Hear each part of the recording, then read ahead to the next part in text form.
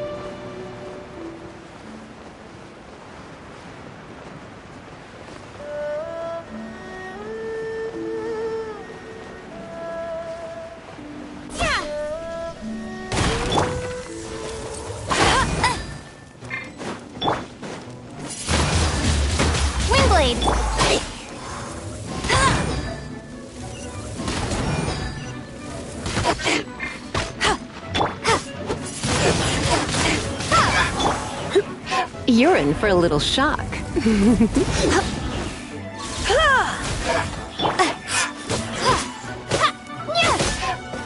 Windblade!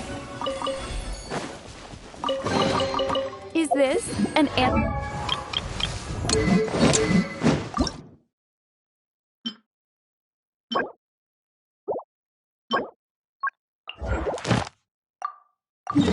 from this world?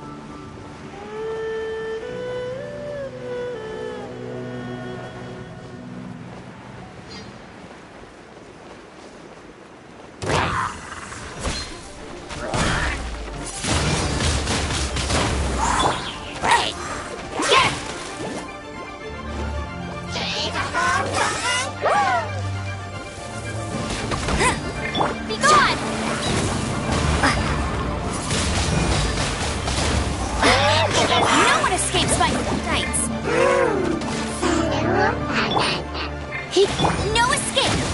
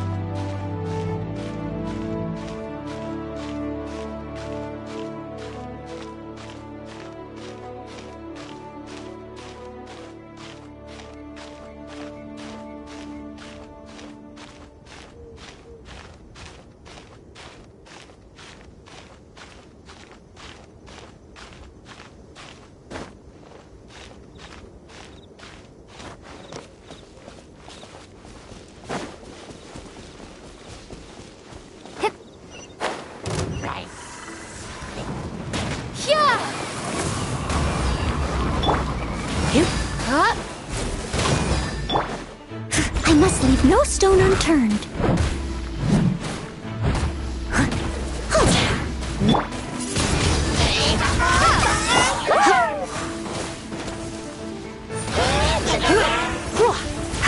Come on.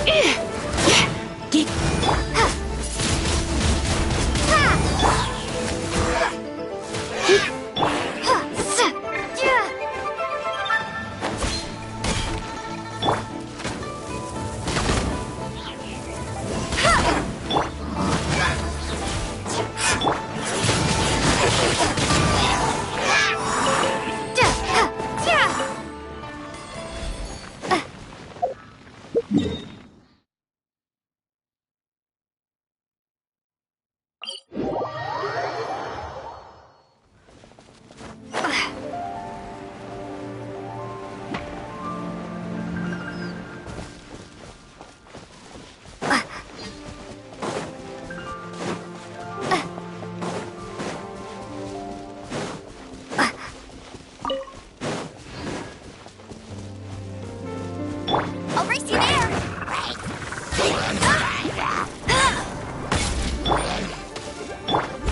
Time to clean up.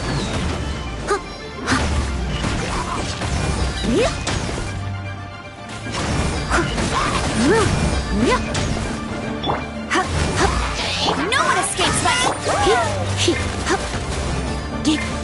You're in for a little shock. Prepare to be blown away!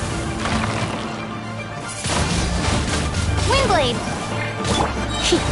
Try not to enjoy this too much.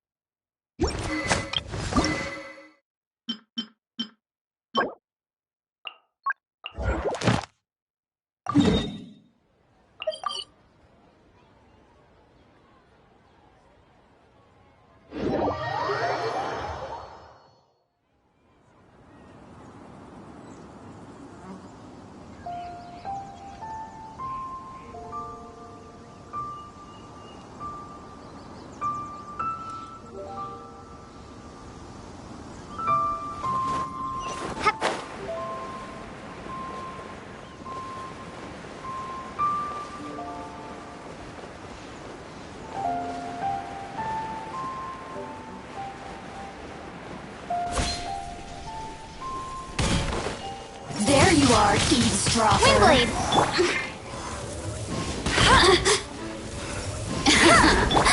Let me amuse myself a little. Yeah! Blink! Yeah!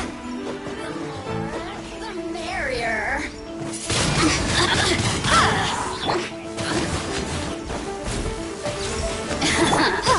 Let me amuse myself a little. Leave it all to me. The more, the merrier. Prepare to be blown away! No one escapes my sights!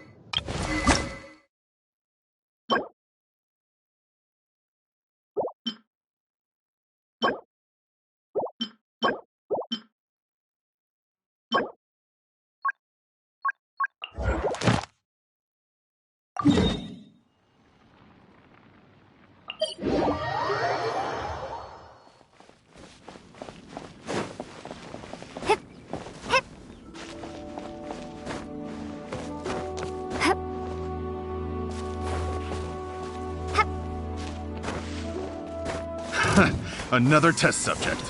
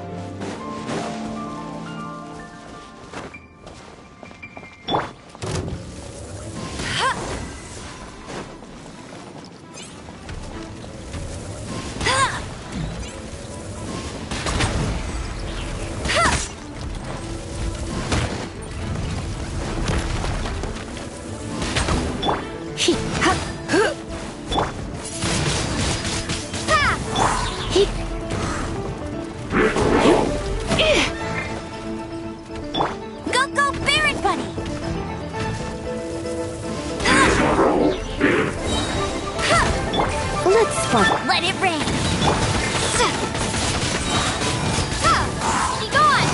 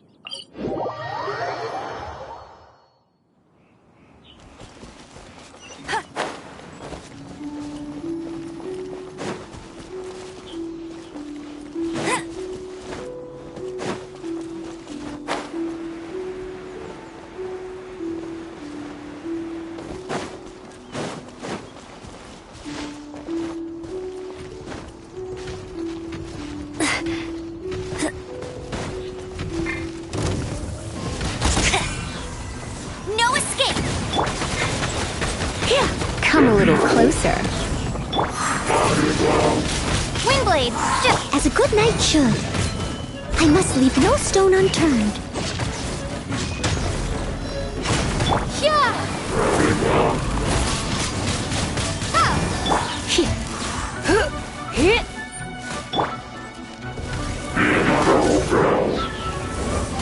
I'll race. Here, Windblade. Let it rain.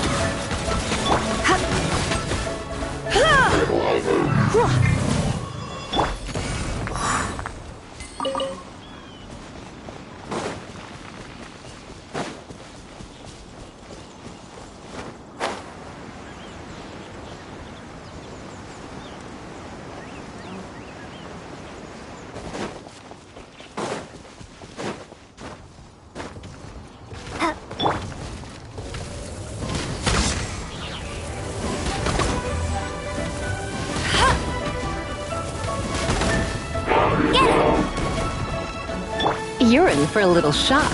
Try not to. Prepare to be blown away!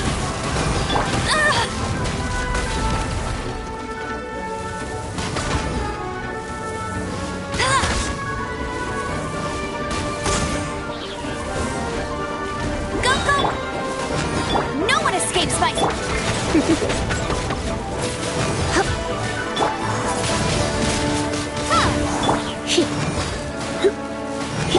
As a dutiful maid would.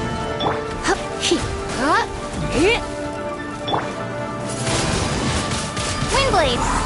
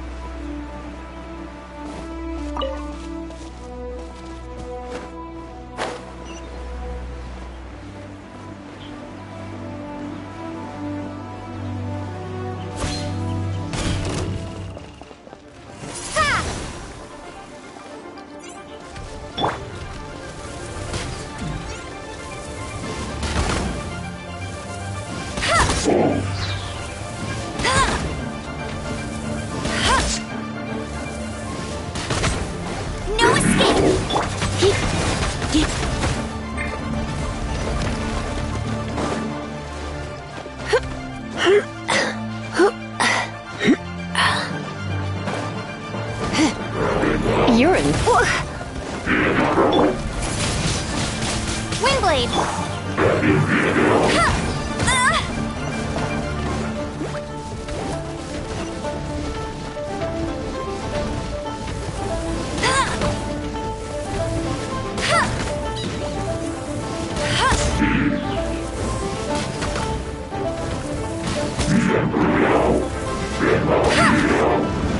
Bet you can't keep... That's cheating!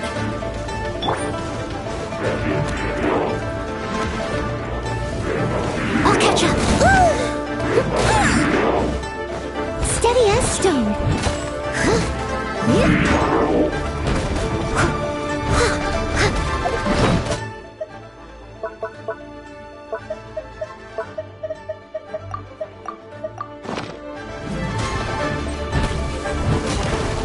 I'll race you to get him!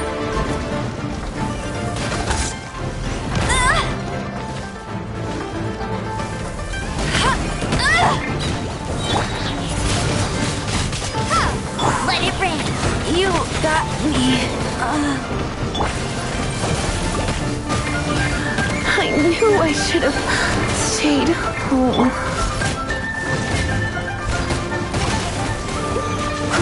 Be gone!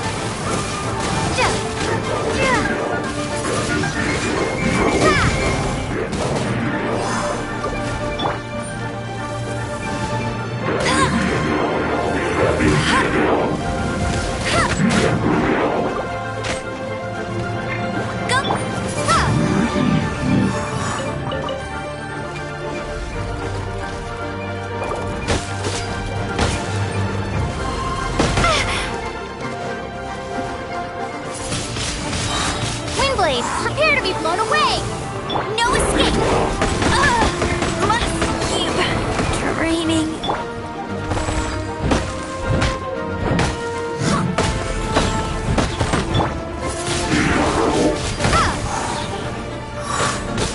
As a dutiful maid would, I'll catch up.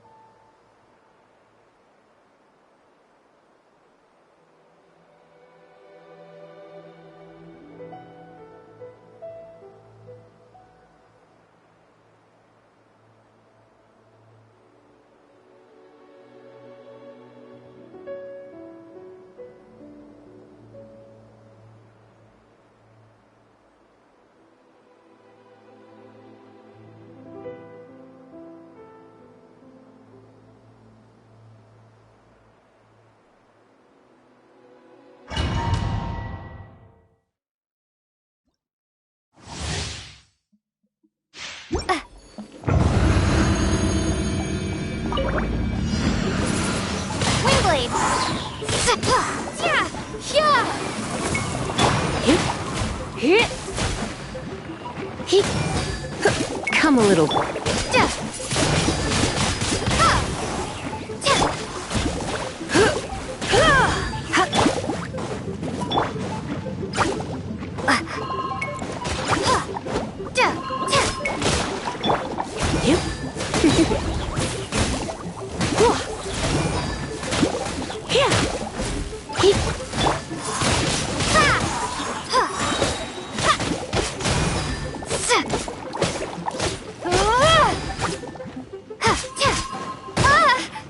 Prepare to be blown away! No one escapes my... You're in for a little shock. You've been a naughty boy.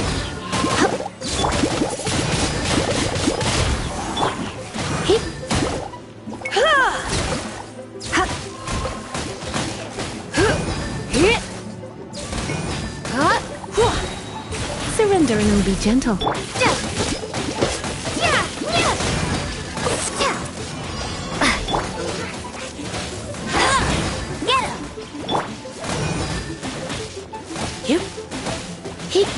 Time to clean up. Steady as stone.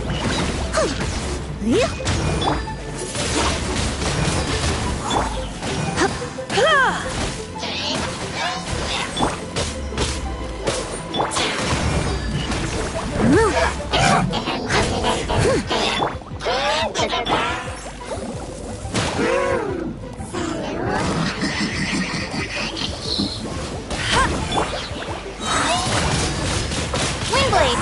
Yeah! No escape!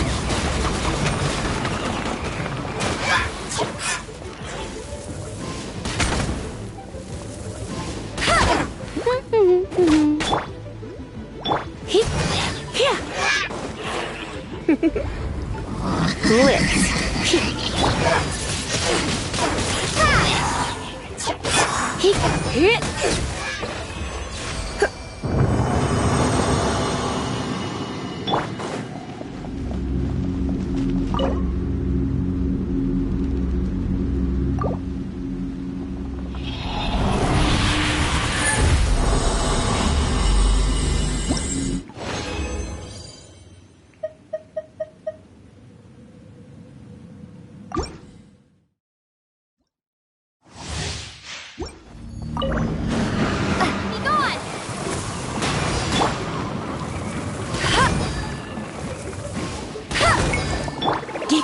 Come a little closer. You've been a naughty boy.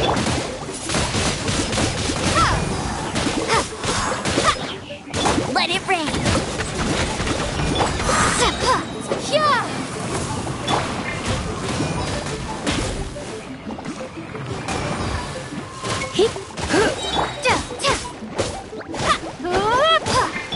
Let's spark. Windblade!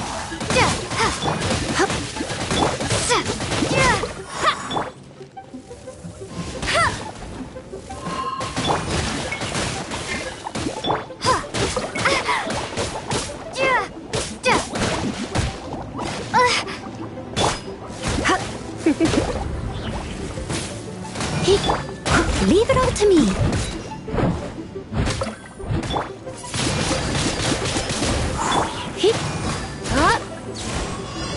No one escapes my sight! Prepare to be blown away! Come a little closer.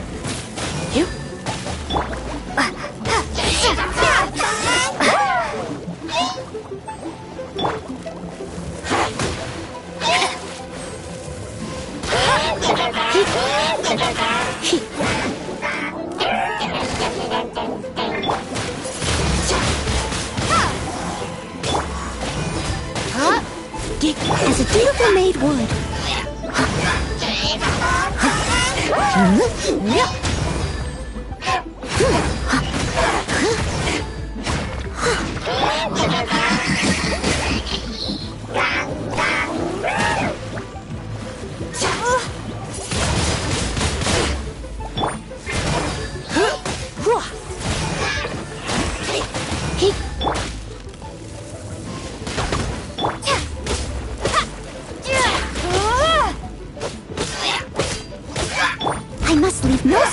turn. Yeah.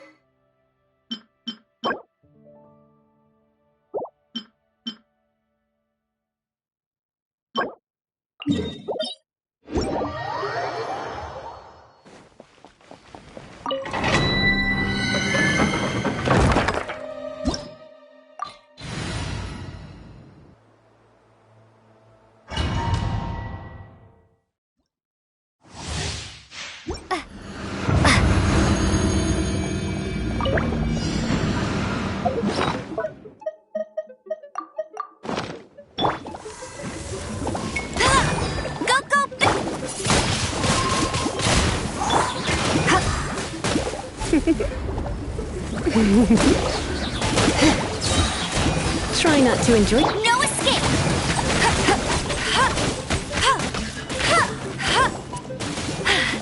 Told you I'd win.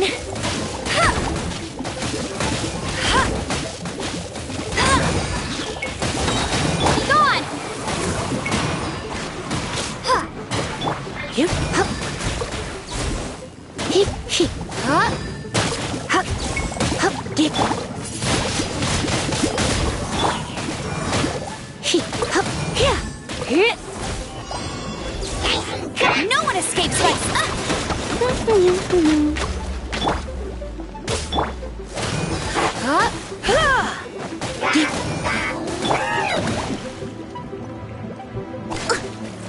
Leave it all to me. Time to clean up.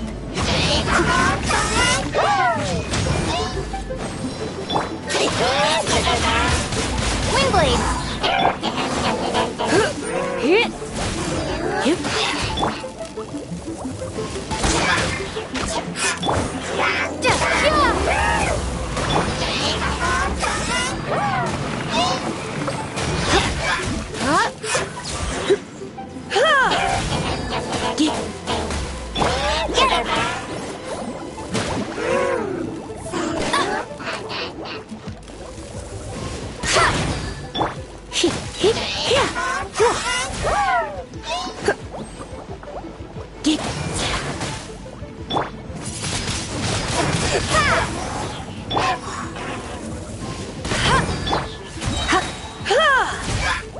Surrender and be gentle.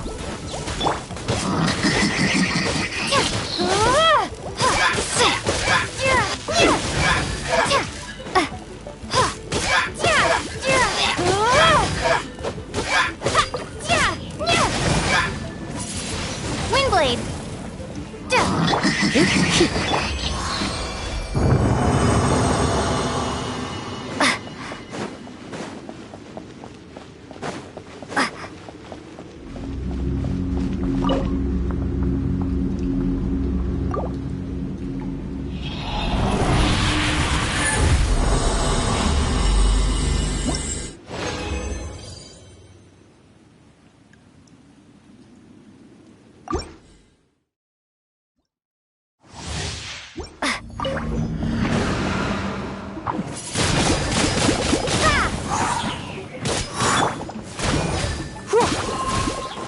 You're in for a little shock.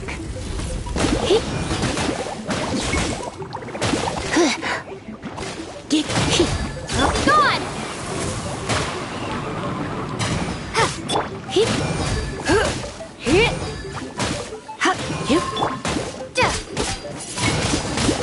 Windblade!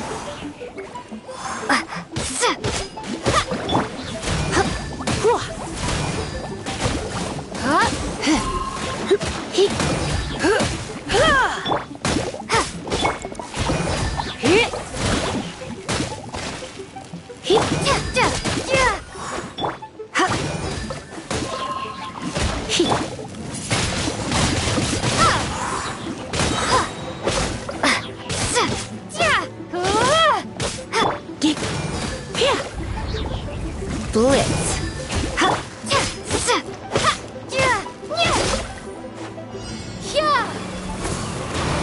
Let it rain! Blitz as a good night should. I must leave no stone unturned.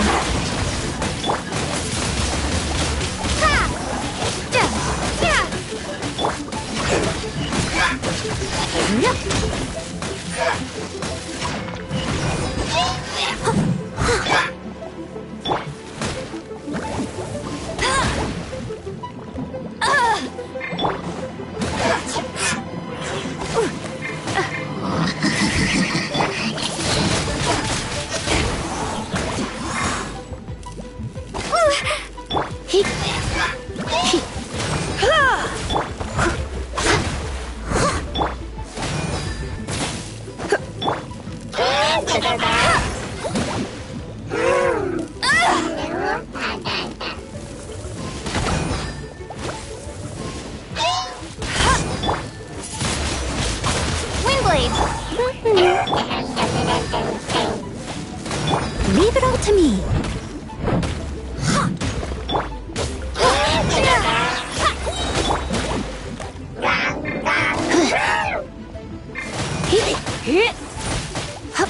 Prepare to be blown away!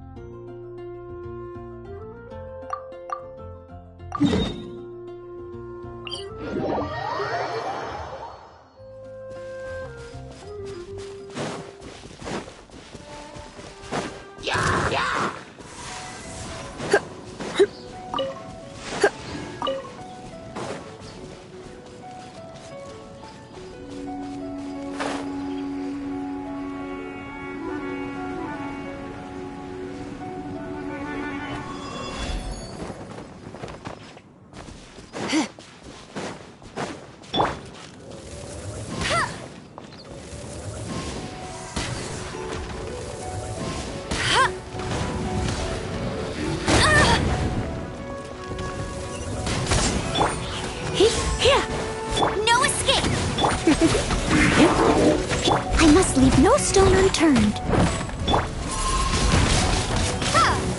Get him!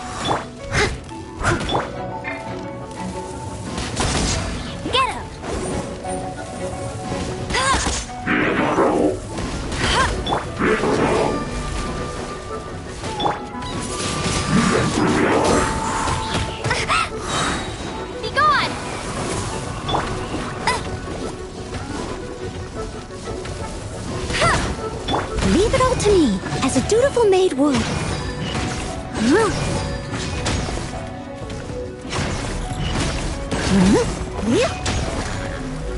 No one escapes my...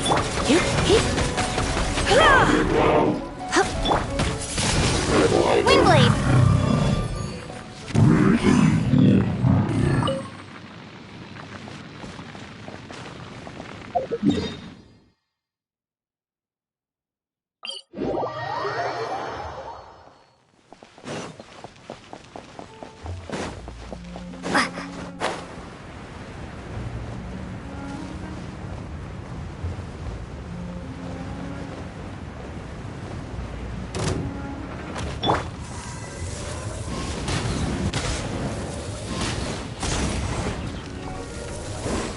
Yep. Hip.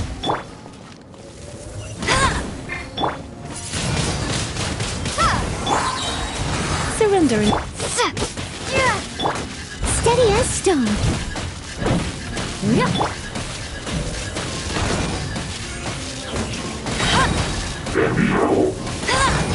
Go, Baron Bunny! Let him...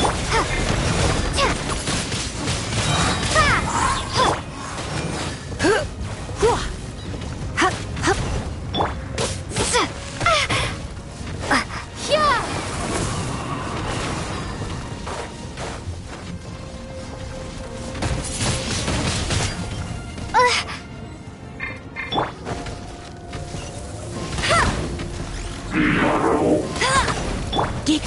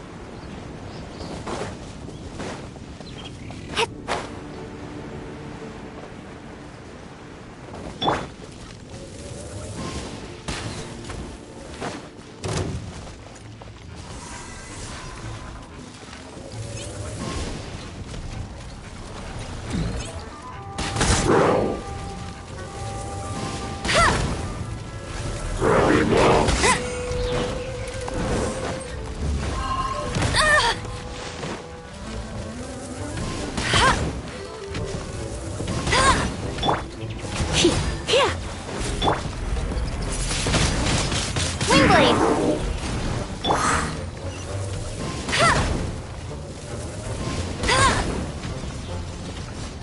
I must leave no stone unturned. Time to clean up. I'll catch up. No escape!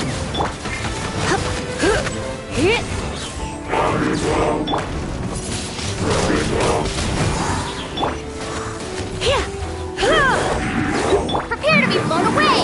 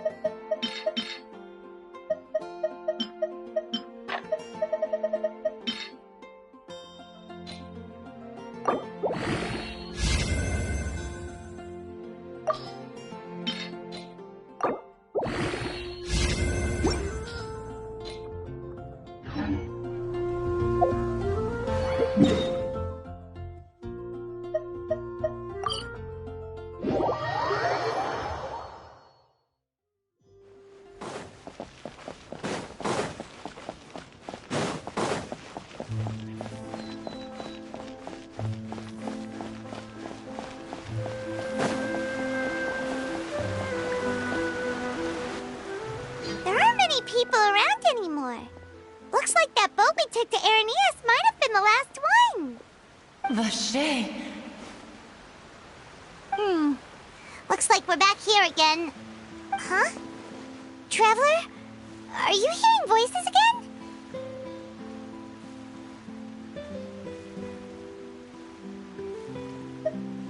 Ugh. That's kinda spooky. Are you sure we don't want to come back in the morning? Vache? Vache. Hey, why are you still walking towards it? There might be something nasty in the water. Huh? Hang on. Paimon can kinda hear a voice.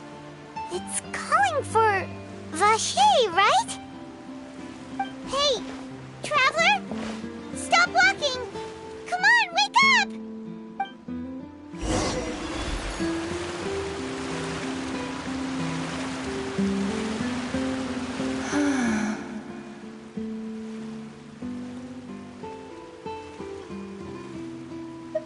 Vache, are you... my dear Vache? No, wait. You seem to be someone else. Do you know Vache? Do you know where my love is?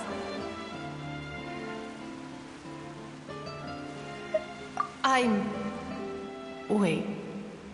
Who am I?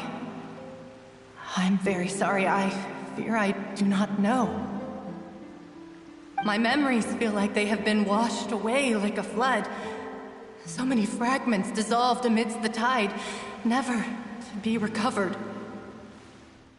How much have I lost? How many things that I once held dear while on land have I since forgotten?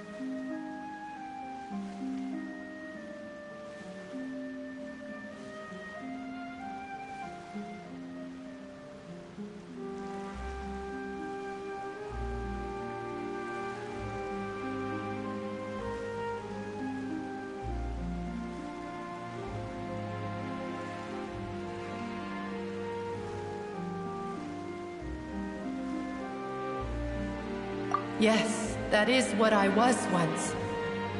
But now, I am but the consciousness of one who is lost, therefore.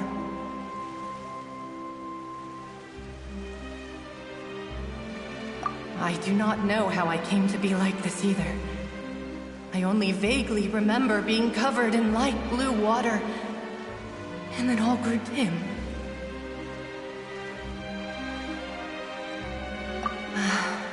I also remember going to many places.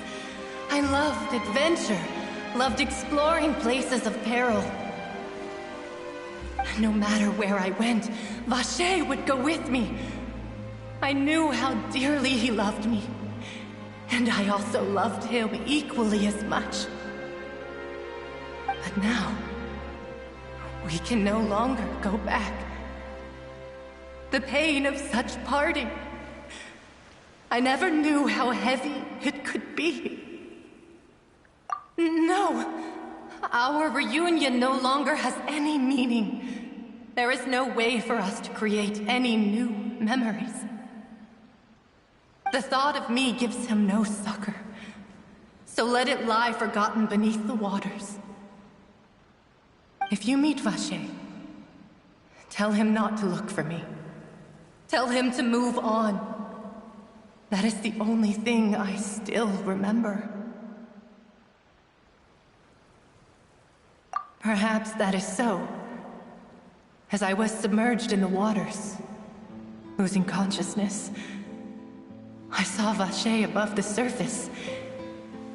His eyes were filled with such sorrow, such longing. If only I could have comforted him, told him that I did not suffer. Indeed, I had felt a great warmth. Is that what you call it?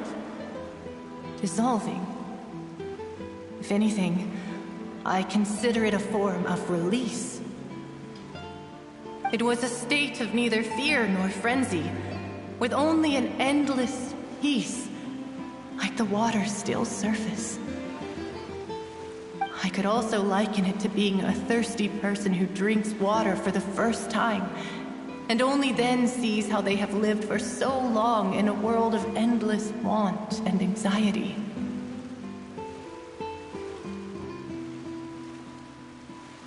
I think I hear your companion. It's time for you to go, I think.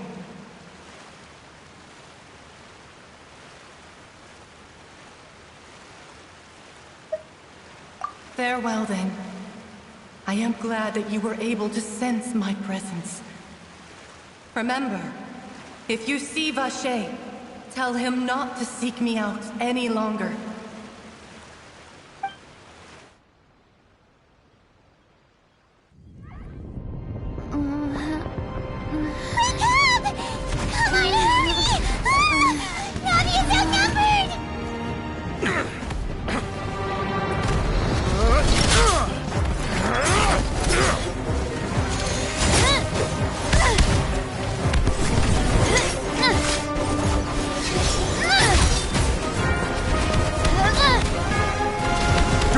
Look out!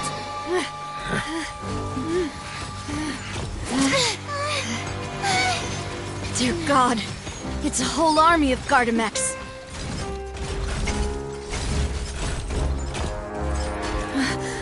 Clorand?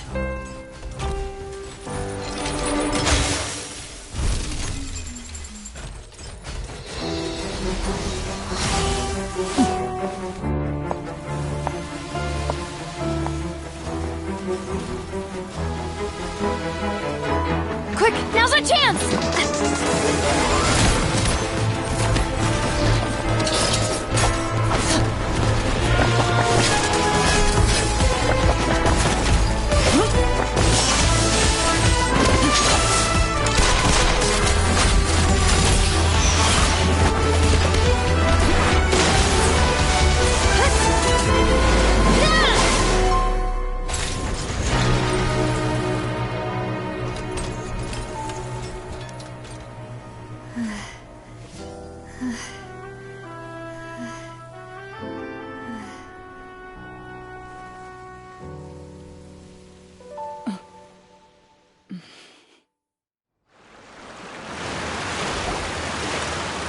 I should thank you for lending us your sword there, Clorand.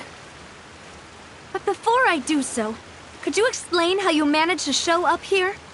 I followed you. It seemed to me that danger has followed you more closely as of late. I believe that following someone without their knowledge is actually called stalking, is it not?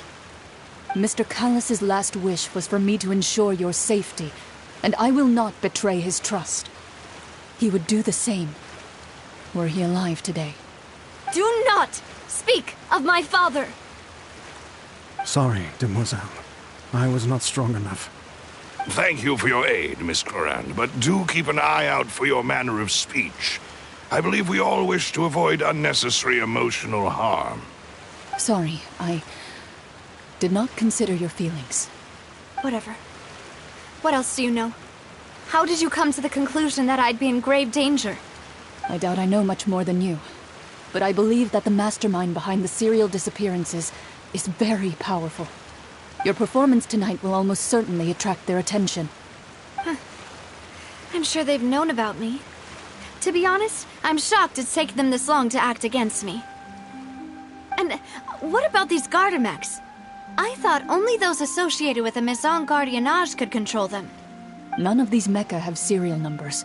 I was sure to check a moment ago. They are not the ones used by the authorities to enforce the law.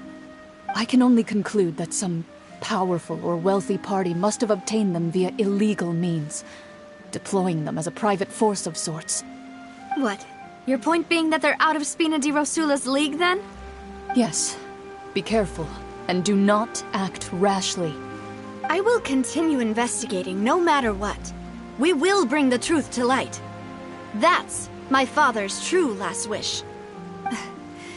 Regardless, thank you for your help today, Clarand.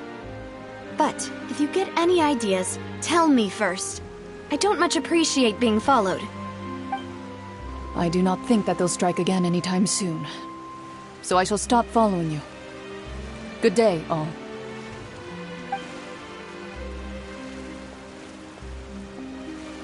Right. I suppose that's the best news we've gotten today. Demoiselle, I believe that Miss Clarand was being sincere with you. If we tried, we could attempt to thaw relations a little. I know, she's...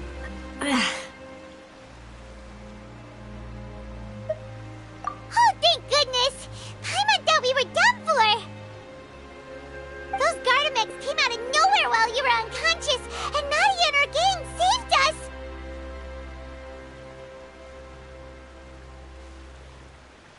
Oh, and there was that champion duelist named Clarand who came out to save us too! We got lucky there. Paimon probably couldn't have fought them off otherwise. Oh, come now. Forget all that polite talk. That wasn't really a farewell meal we had back there. Not for me, anyway. In truth, I hope that every meal we have together shall be a victory feast. As such, we're still partners. There's no need to thank me. It will take 50 years for me to match Demoiselle's magnanimity. If it were me, I would have joined the Spina di Rosula on account of her goodwill long ago. All right, you two. That's enough. Actually, Navia, how did you know that we were in danger? You sure did show up in the nick of time. Well, to be honest, you're the one who tipped us off, Paimon. Huh? Really? Paimon contributed somehow? Ooh, Paimon's even more amazing than she thought! Yes, all thanks to you grabbing my drink by mistake. How did that help? After we parted ways, I was on the way back to one of our bases when I suddenly thought of what you said. That the Fanta tasted kind of salty and icky.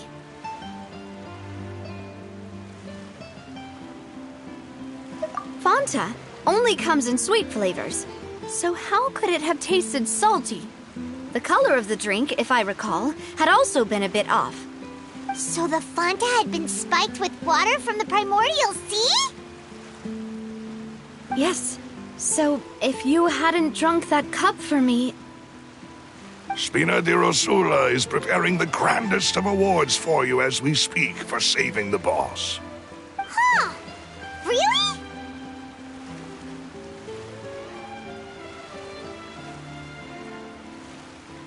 I sent people to Hotel de Boer to investigate, but whoever did this left no trace at all. That's when I figured out that you might be in danger, and hurried here as quickly as I could. But why would they go after us too? All we did was defend Linny in court and help clear his name. Ugh, now we're caught up in this mess too, aren't we?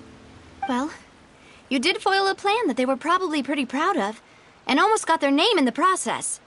Speaking of which, did anything strange happen when you drank the primordial seawater? Well, it can't be a coincidence that the traveler fainted just now. She said that she heard that voice calling for Vache again. Oh, and this time Paimon heard it too, but it was real faint. Does this situation have to do with the primordial seawater then?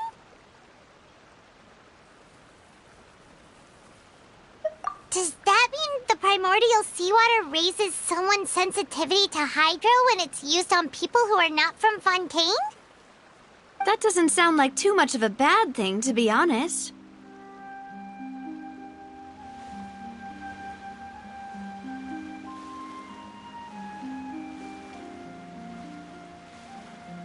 New intel? While you were out cold? Well, let's hear it, shall we?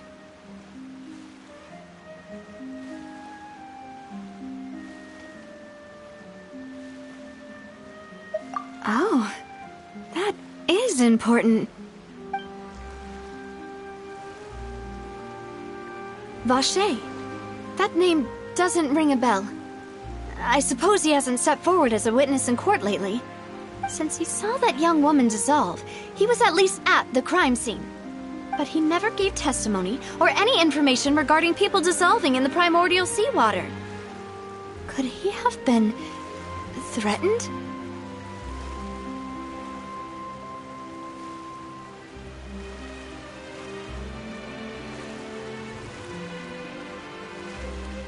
Yes, thank you. This is very important information indeed. We will continue to investigate.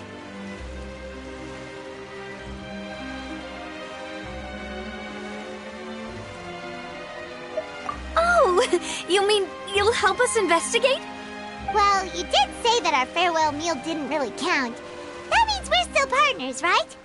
And besides, we're in this now whether we like it or not. You're not gonna let those people who targeted us get off the hook so easily, are you, Traveler?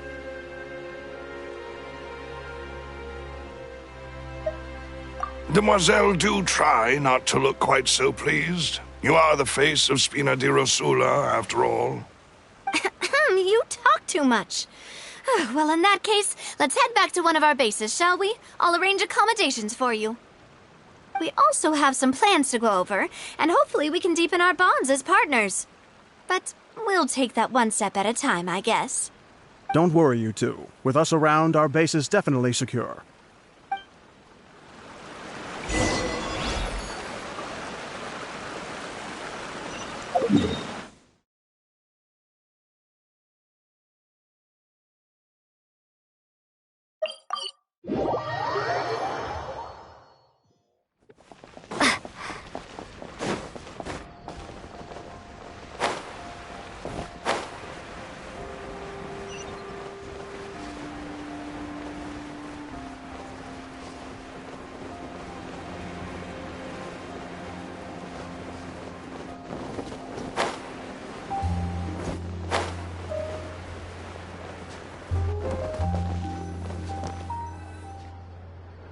It's right up ahead, but let's make sure we weren't followed first. I've been keeping watch, Demoiselle. I haven't spotted anyone suspicious thus far. Very good. But let's not let our guard down for now. I shall find rooms for our respected guests. Thank you, Malus. Now, let's continue, Traveler.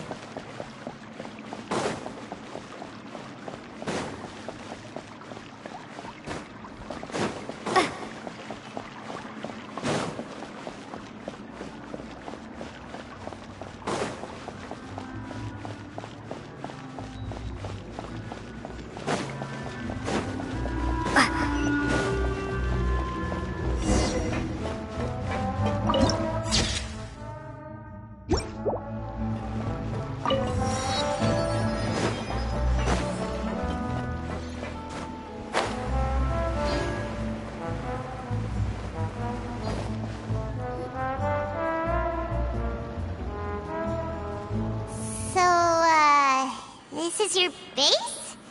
It's not quite what Paimon imagined. Your accommodations have been arranged. Under the present circumstances, I can confidently say it's the best we have.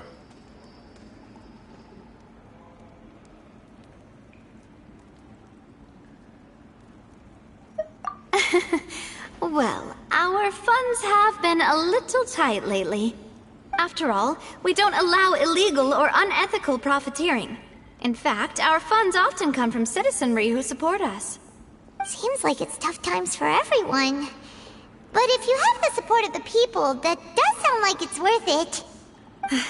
To be honest, our financial situation was a lot better back when my father was in charge a few years ago. I'm afraid I'm not quite his equal. Your father... he was the previous boss of Spina di Rosula, right? How did he...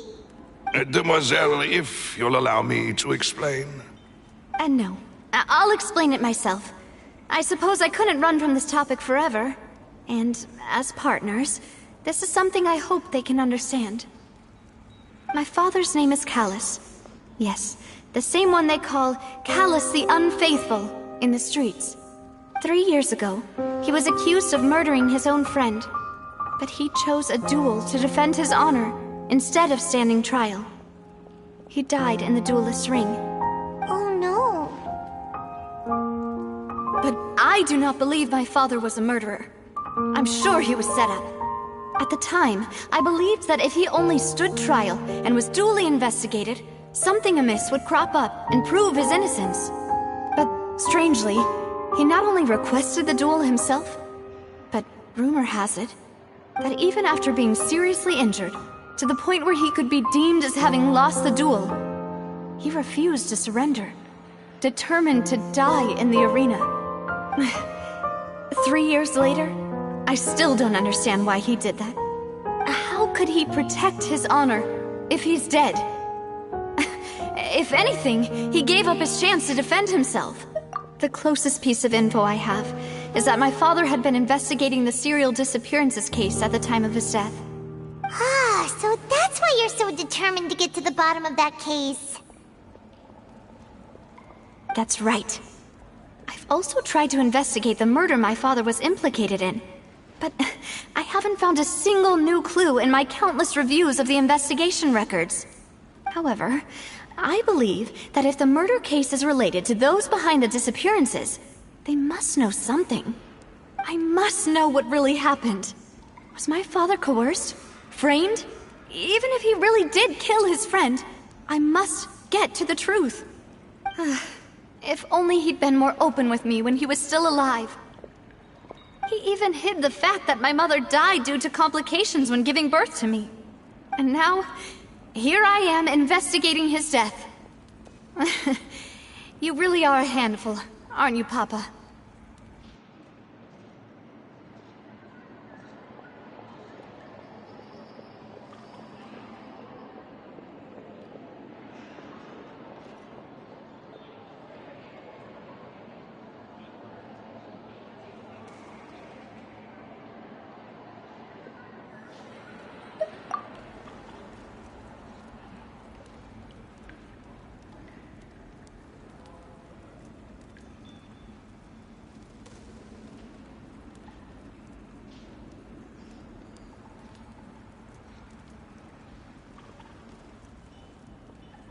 Demoiselle, please, if there is anything I can do, anything at all. I also will never believe that Master Callus murdered anyone. There are none whom I respect more than the two of you, Demoiselle. Master Callus did so much good in life, yet all it took was one murder case for him to be dubbed Callus the Unfaithful. Even our supporters decreased greatly due to that incident, hence our strained finances at present. Wait, if Callus was such a good man, wouldn't people at least be a little suspicious when he was accused? No. Perhaps people just revel in that kind of drama. It's not something exclusive to people from Fontaine, really. Everyone's like that. People love watching the evil turn over a new leaf. But they also enjoy watching good people fall into an abyss from one slip-up just as much. But how could... never mind. If Callus was really falsely accused, we have to find the truth. He didn't deserve to have that happen to him. There is one other thing. Master Callus's opponent in the duel was Ms. Clorand. Oh, her? Well, then, isn't that as good as saying that she was the one who killed him? Yeah, that's not the sort of thing that you can just let go and move on from. Ms. Clorand has always placed great emphasis on the honorable nature of the duel. If her opponent doesn't yield, she will not stop either. She knew Master Callus beforehand and greatly respected him, but seeing how he was resolute in the arena, there was only ever one choice she could have made.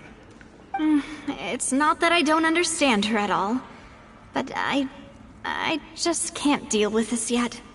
Don't worry, Navia. Paimon knows how you feel. You don't have to force yourself to do that. Afterward, Ms. Clorand told us that at the start of the duel, Master Callus requested that she ensure Demoiselle Navia's safety.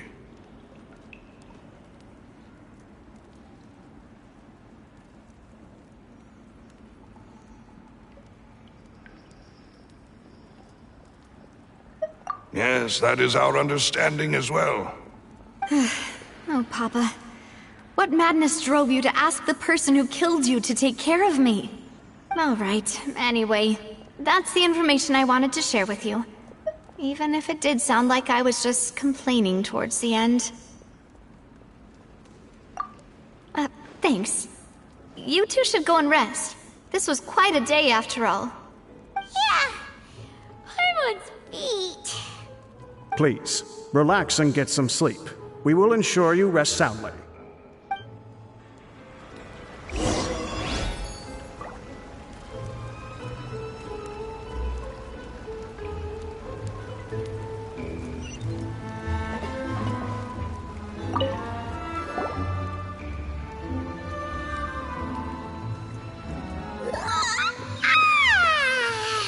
Paimon slept so well.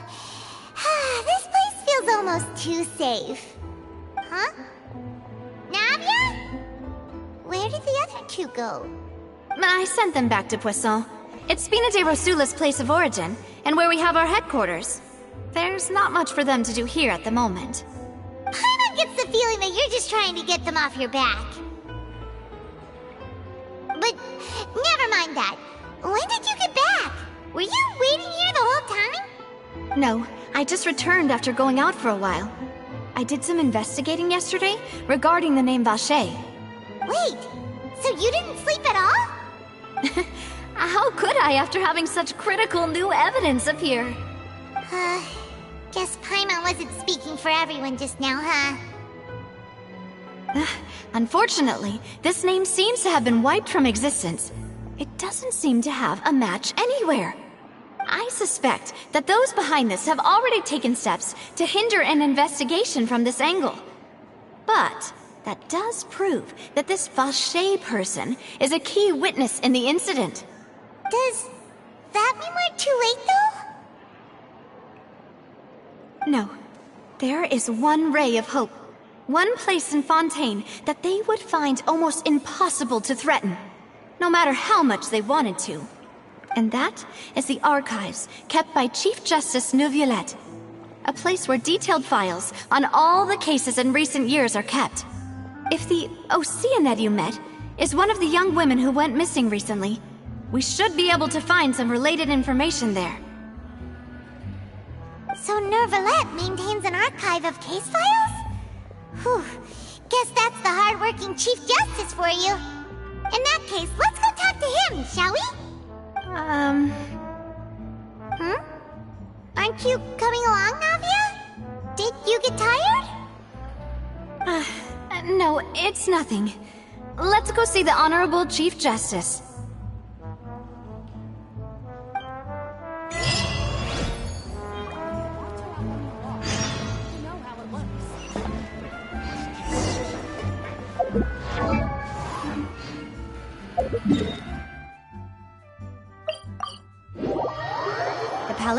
right up ahead. Come on.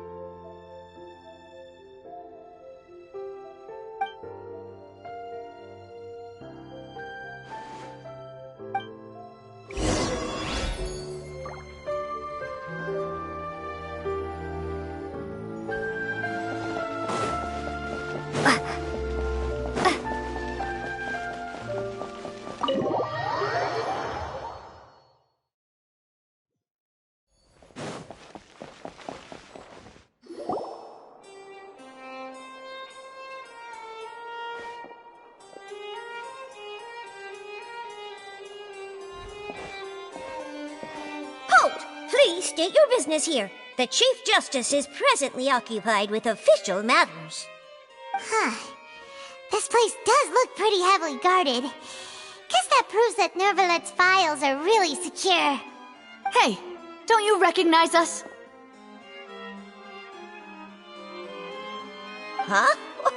Who are you?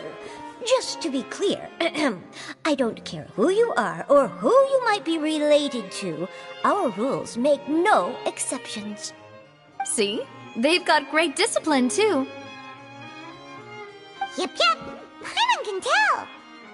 If you're here just to crack jokes, I can point you towards the exit.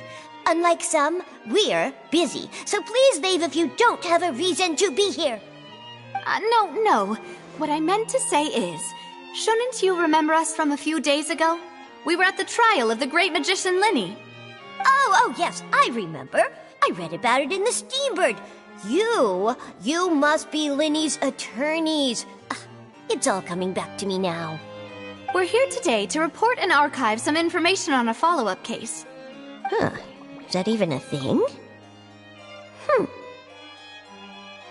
Of course. Don't worry. We're here on official business. You can trust us. All right then, I'll let you through. The Chief Justice is just inside. Thanks so much.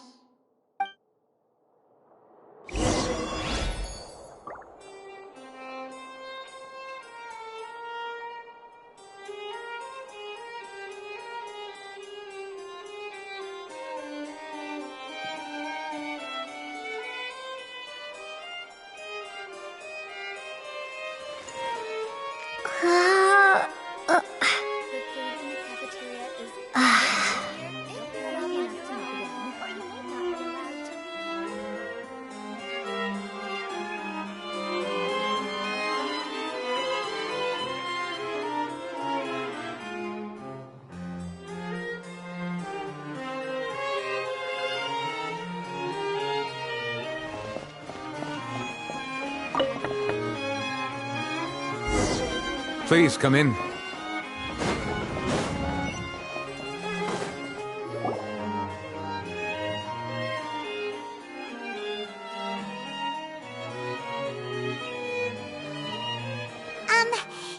to barge in, Monsieur Nervalet. We only lied to get in because we didn't know any other way. It's all right. Please let me know how I may be of assistance to you. So you're not mad at us? We're looking for a man called Vache. He may have been an eyewitness in the serial disappearances case. If we can find him, we may be able to unearth some key information on the case. Ah, I see. In that case, please wait here a moment while I browse through the files.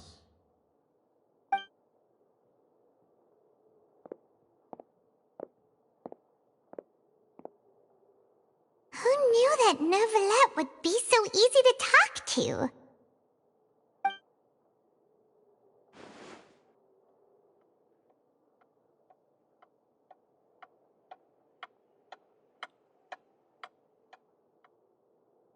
Unfortunately, I'm quite certain that no one by the name of Vache has been involved in any case, criminal or civil, in the past several years. There are no records of him either in the files or in my memory.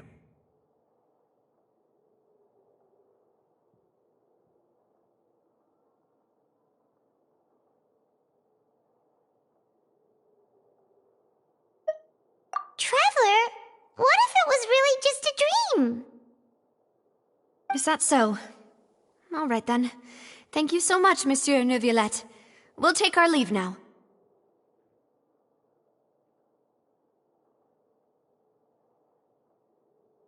Ahem.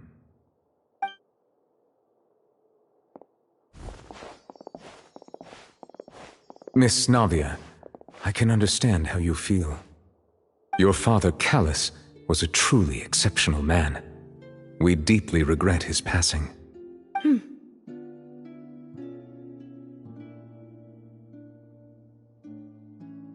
And what are you trying to say, Monsieur Neuvillette?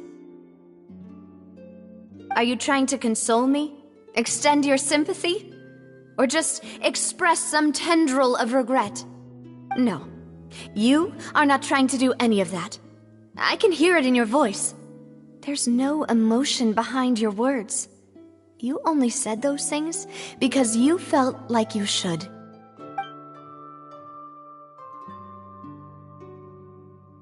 It's just like last time. After my father took his place in the duelist ring, I pushed through the guards to talk to you as a last resort. You even told me then that you thought there was something fishy with the case, yet you still allowed the duel to go ahead. In your eyes, the value of a human life is nothing compared to those cold laws you hold so dear. If you truly regret my father's death, then why didn't you call a stop to the duel? Why didn't you give me the power to stop him from throwing his life away? Why did you just let him die, despised and hated by all? Everything was hanging on a thread at that moment. Just the tiniest effort could have changed everything. There are still so many things I never got to tell him. So many questions he still owes me answers to. If you really have no heart, then just look me in the eyes. I, Navia, will show you the true meaning of regret. I'm sorry, Miss Navia. You and my father are truly alike. You keep all kinds of things in your heart and never say a word to anyone. It's not so much that you can't feel, but that you would never express anything. Oh well. In any case, everyone already knows full well the apathy of the Chief Justice. My apologies for taking my emotions out on you, Monsieur Chief Justice. Let's go, Traveler and Paimon.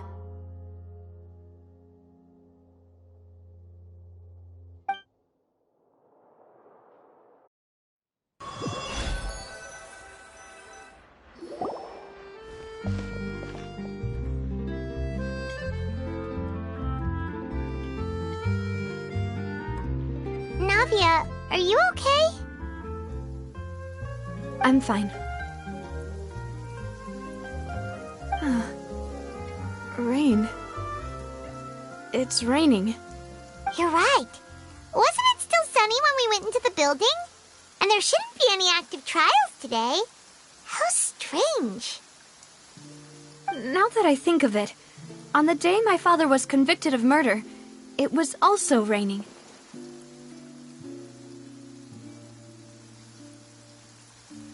What is it? Did you think of something?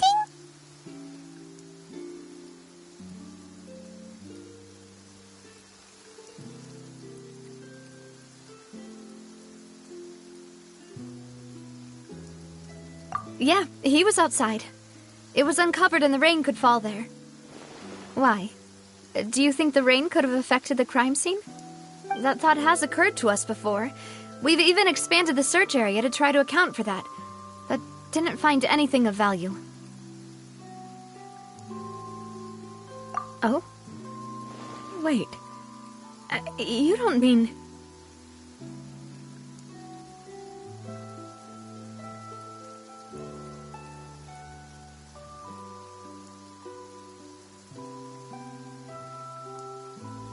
So you're saying that the true murderer could have been turned into water and then got washed away with the rain?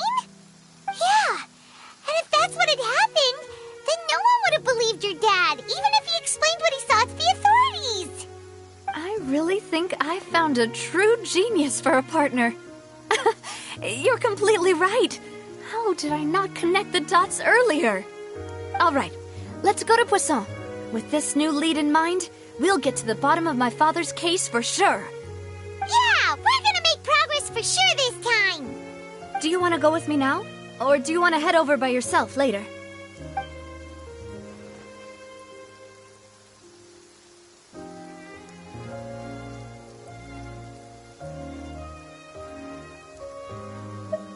All right, then I'll wait for you at Poisson.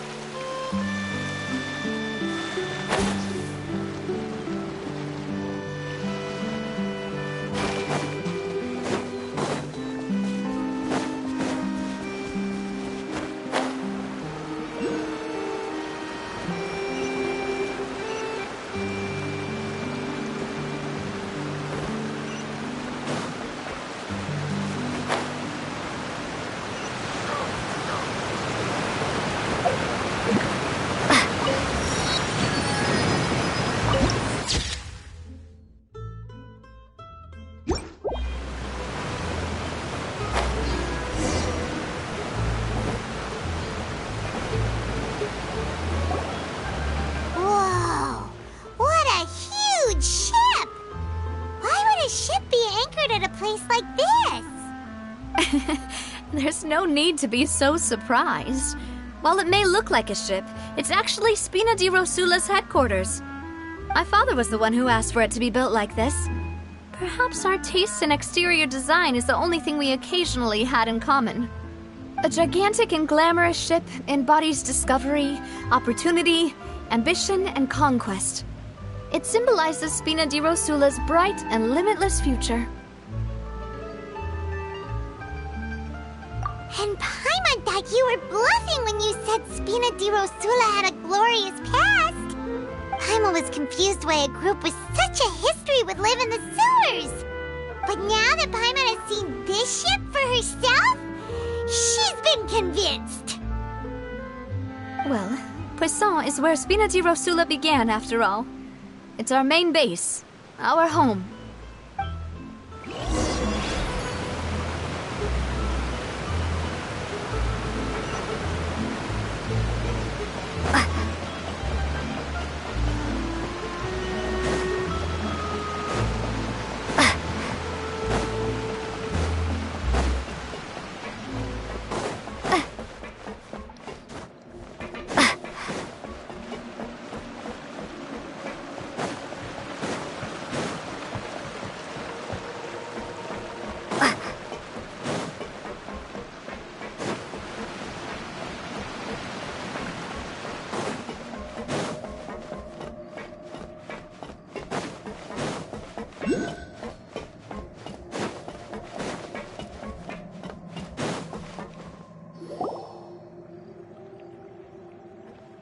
Maloose, we're back! Apologies for the wait, demoiselle, and our most important partners. You said before that you still had some business at the court. What brings you back to Poisson so quickly? About that. It's because my partner here reminded me of something really important. You see, what if my father's case had something to do with water from the primordial sea? You still remember, right, Malus? On that night, it was raining? Yes, the case was quite similar to that of Mr. Linney's. Both were what you'd call impossible murders. Could you tell us a bit more about what happened before? Yeah, of course. Many years ago, something called synth began to gain popularity in Poisson. At a glance, it was a kind of drink that could excite your mood and produce many pleasant hallucinations. Wait! Didn't that guard guy who turned into water also mention that the primordial water could be used to produce some kind of potion? Yes, he did. Considering what we know now, it's almost certain that synth is created using water from the primordial sea. If you drink synth for an extended amount of time, you'll suffer many side effects, such as losing the ability to focus or control your emotions. And if you were to stop drinking it completely, you'll experience flashes of paranoia and anxiety while lacking energy to do anything. It's an extremely dangerous substance. As he oversaw Poisson, my father was compelled to put a stop to synth abuse and called for a complete ban of it. Boss's uncompromising attitude incurred the synth vendor's wrath, but no matter how much they threatened or bribed him, he refused to yield. Not only that, Boss became determined to find the mastermind behind the synth operation and put an end to the problem once and for all. Yes, but the enemy was very cunning. So he could never get anything out of the dealers, all of whom only sold the stuff and weren't privy to the rest of the operation. Recognizing that, my father decided to contact the dealers in secret and cultivate personal relationships with them. Finally, he was able to convince someone to become his informant. The man's name was Jacques. He felt greatly ashamed about his work after seeing many families destroyed by synth abuse. That night, my father hosted a banquet at his countryside estate. He planned to meet up and exchange information with Jacques over some food. But then, we heard 2 gunshots from the courtyard. We raced to the scene and found my father, still holding a gun, and Jacques, who was already dead on the ground. Huh? How did that happen? Aren't they on the same side?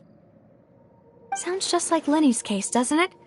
In both cases, the culprit seemed obvious, but neither appeared to have any motive at all. Looking back on it, though, I now believe the most important clue was something we all overlooked at the time. There were pieces of clothing left at the scene.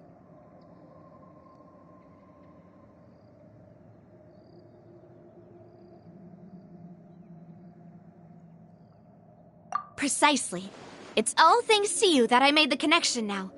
Back then, we all just thought they were some costumes that Jacques used to disguise himself at the banquet. But, considering it now, it's almost certain that they belong to a third person at the scene.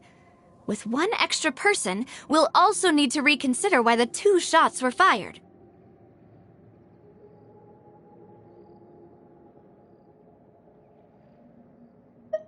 You're right. We still don't know what happened. But my intuition tells me that we're on the right track to figuring it all out. I'm finally headed towards the truth. Jacques was an empathetic man who was infinitely remorseful for his past actions. It's unlikely that he turned on Boss with 0 warning. I think this third person is probably the key to the full truth. On that note, however, even though this will not please you, demoiselle, as your and your father's butler, I must still offer a word of warning. Our opponent is insidious and cruel. They are extremely difficult to deal with, and Boss has already lost his life trying to bring them to justice. Even though Spina de Rosula has lost most of its former glory, Poisson has welcomed a new time of peace, and we have been allowed to live out our lives. There is no need to follow your father's path. It would be both wise and in line with Boss's wishes to step back and give up on the case. If that's indeed what he wished for, then he should have told me that himself. Was I not the closest person to him? And yet, I was the one most kept in the dark. What was the point of him dying without sharing any of the secrets he knew? Did he manage to protect anything in the end? Synth is still here. Callus the Unfaithful is still his epithet. And Spina di Rosula is barely getting by. Nothing has changed. Did he think I'd just accept his meaningless death and live out my life just as meaninglessly? I've never accepted that. Ever. Not since that day, and certainly not now. I want to find out the real answer for everyone's sake. For the missing girls, for the victims, and for myself. Navia. This is indeed the best moment to act. Your partner appears to be quite reliable, and more importantly, Demoiselle, I think you're also ready to take this on. So you do know something else, Malus? Yes, I do. In fact, even before that banquet, Boss already knew of the connection between Synth and the serial disappearances case. But what drove all the tensions to the boiling point was the revelation that you, Demoiselle, had been selected as the next target to disappear. What? Boss also didn't tell you that he had been diagnosed with a rare illness. The doctors told him that he had no more than 5 years left to live. And the serial disappearances case caused him great anxiety. 5 years was nowhere near enough time to resolve this long-standing conflict. But once he passed away, all the danger would pass on to you. Knowing all of this, he decided to use one final intimidation tactic before his death. He claimed to have already gotten his hands on some key incriminating evidence for the other side, and even told some members of Spina di Rosula about the details. But as long as you remained safe, he would not share the evidence with the public. If something were to happen to you, then he and all those he told would immediately expose all they knew about Synth and the disappeared victims. Right, so nobody would be able to get off scot-free. As we've seen, Boss's tactic has worked. Even though Boss has been gone for a long time, the other side has not tried to take Demoiselle's life. No, I don't believe it. He never appeared to look sick to me. No father wants their daughter to see them weak and haggard, especially someone as proud as Boss. To him, dying in a duel and suffering lasting dishonor as the Unfaithful was still far preferable than losing face in front of his daughter. So he chose to die in silence, so that he could protect me. I'm afraid you're not understanding this correctly, Demoiselle. What Boss wanted to hand to you was not a parasol, but a sword. If Boss's spirit could hear you telling me that you want to find the answer for the sake of everyone involved, I'm sure he'd be extremely proud. That fool. Couldn't he have just given it to me straight? No. He might have set up everything precisely because he never thought I'd be able to understand him. Is that the amount of confidence he had in me? And what if I was never able to make it to where I am now?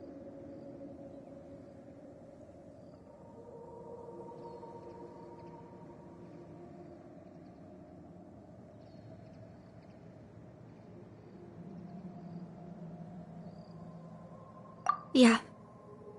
I suppose that's true. With the way he'd set things up, if I had wanted, I could have just lived out my life without a care in the world. But thankfully, he rarely talked to me about complex matters, and thus understood little of me as a person. In this case, he really didn't need to give me an easy way out. Malus, what was the key evidence that he shared with you?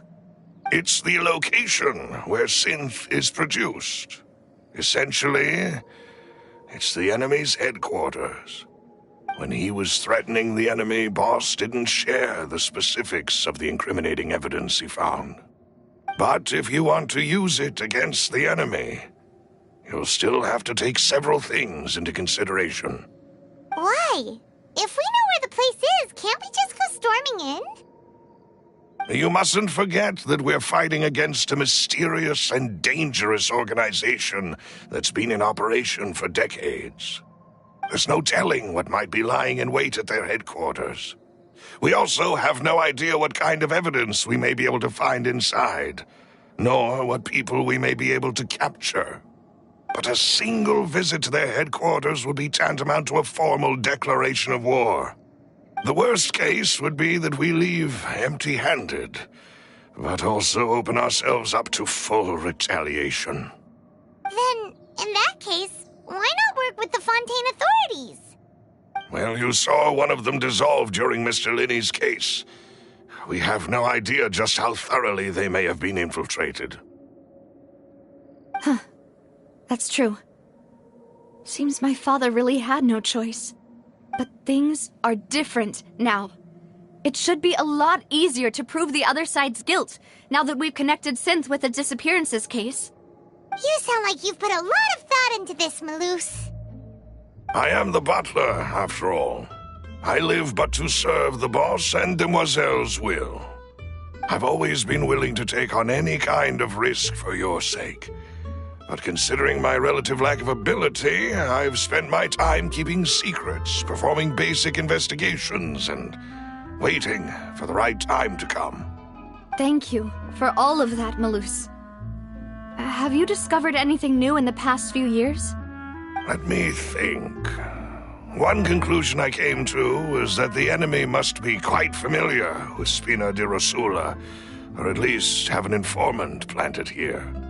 When I announced orders to the organization's members on Demoiselle's behalf, I used to deliberately keep a few people in the dark and observe the reactions of the synth vendors. If the vendors didn't change their plans, then the individuals informed of our orders must be innocent. If the vendors packed up and fled, however, then someone must have given them the news. After several rounds of testing and investigative tracing, I've narrowed the suspect list down to 3 people. The first is Florent, Spina di Rosula's senior advisor. Huh? Florent? Yes, surprising, isn't it? He was one of the people Boss trusted the most, which also means that he was someone who understood Boss really well. Thanks to his position within Boss's innermost circle, he always knew our upcoming plans and could thus avoid capture this whole time. There's someone else like him too.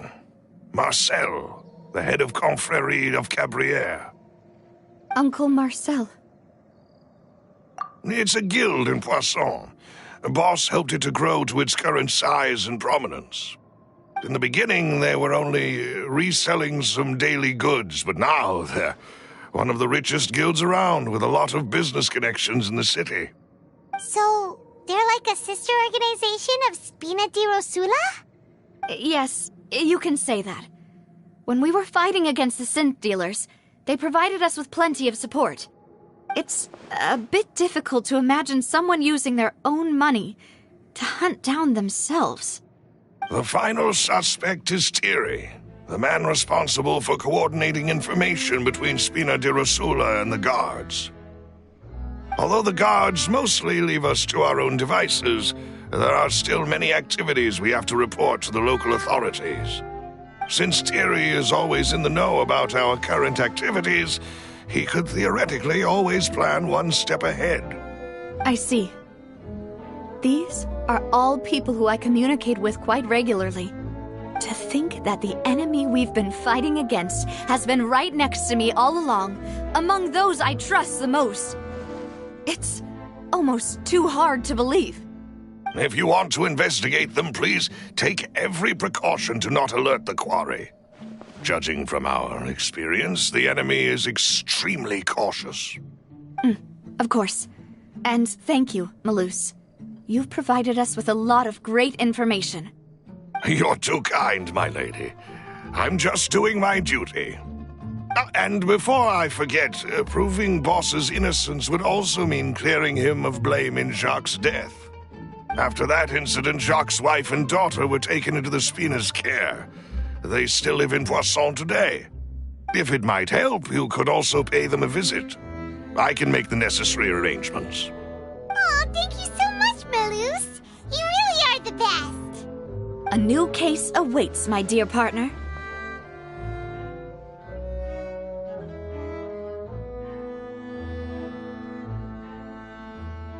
I hope we can work together to uncover the truth and end this case once and for all.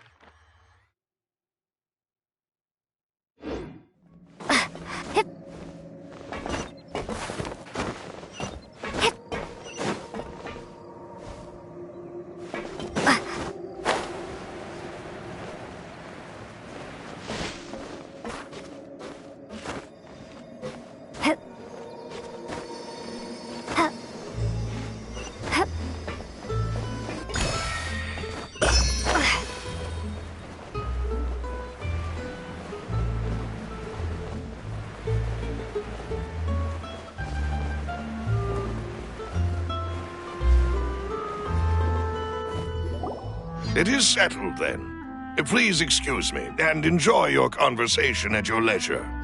Thank you for arranging everything for us, Malus. Excuse me, miss. Do you need anything from us? Hey,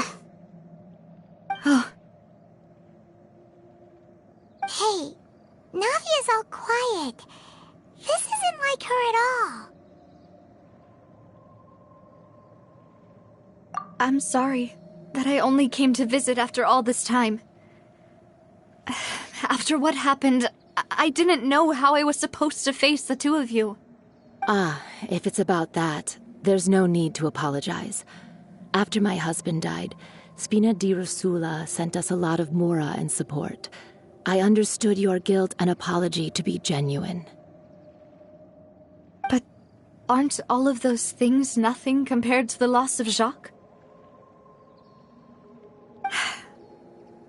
I can understand the kind of pain that comes with losing a father so needlessly. You don't understand at all. I didn't know how to face you, because I didn't know what I could possibly bring as a consolation gift. I know only the full truth could bring closure to you, and to all of us. I'm sorry.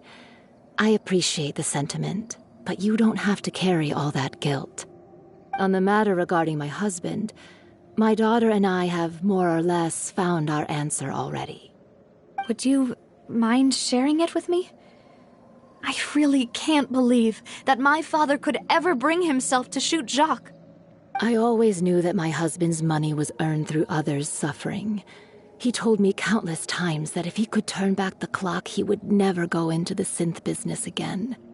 He had many regrets, and felt that he took the idea of providing for his family too literally. For the longest time, he thought Mora was everything. So when Mr. Callis came to him with a proposal, he accepted it almost immediately. He tried to be as careful as he could, but even so, he was still found out by the higher-ups. They found out about his betrayal? Papa didn't say that exactly, but Papa did tell me that I should never be ungrateful. Before he left that day, he told me that he had no choice. It was only later that I realized it was his final farewell to the two of us.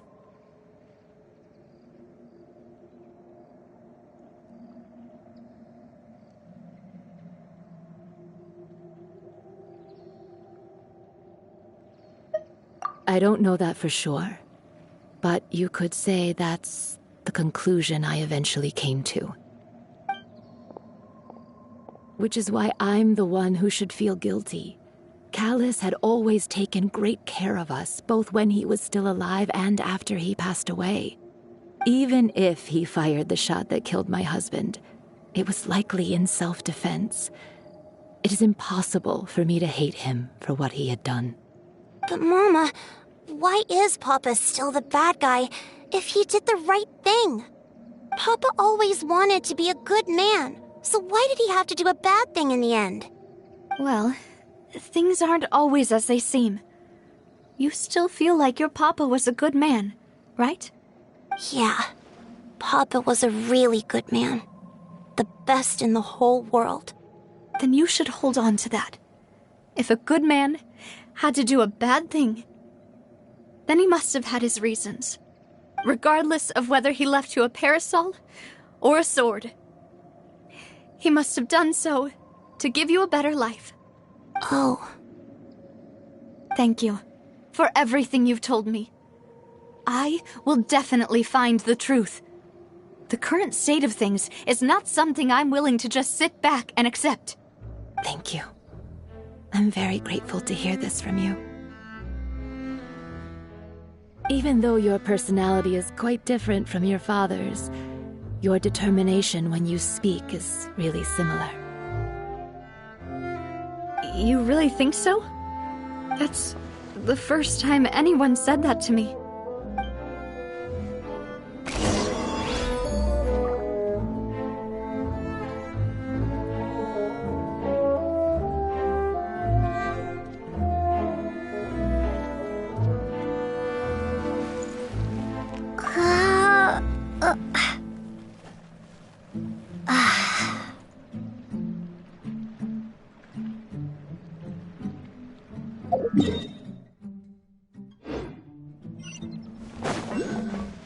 Are you okay, Navia? I'm fine. Don't worry. Let's investigate the 3 suspects next. Florence should be nearby, and we should be able to find Thierry and Uncle Marcel in the city. I'll get myself together on the way. Greetings, boss. How may I be of assistance today? I'm sure you've heard about what happened at the Opera House. Someone got turned into water right in front of us. Yeah, I've heard. With something that dramatic, I'm sure journalists will milk it for all it's worth. And it'll be all the talk for the next several weeks. It also reminded me, on the day that the incident happened with my father, it was raining outside, and we found some clothes left at the scene. After my partner here put the dots together for me, I feel like we should try to reopen his case. Can you do me a favor and try to recall what happened that night? Let me think. Mr. Callus was feeling pretty upbeat that day. So he was drinking and bantering away with us at the table. After that, he told us that he wanted to go get some fresh air. So we let him go without thinking much of it. Who knew that we would hear 2 gunshots ring out right after? My first reaction was that Mr. Callus's life was in danger. So I grabbed my holster and made a mad dash toward the scene. But when I got there, it was already too late. Mr. Callus was standing over a dead body with a gun in his hands. All we could do was look back and forth at each other, not knowing what to say. So you also remember 2 gunshots then? Indeed. The guard said that the first shot didn't hit anyone, while the second killed Jacques. But I've never really bought that explanation.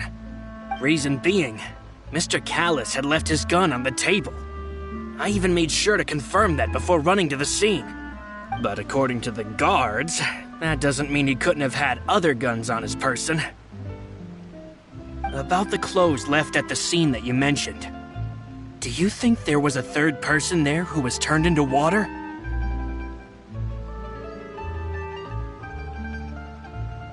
At least from our perspective, my father had no reason to kill, so he would also have no reason to bring an extra gun with him.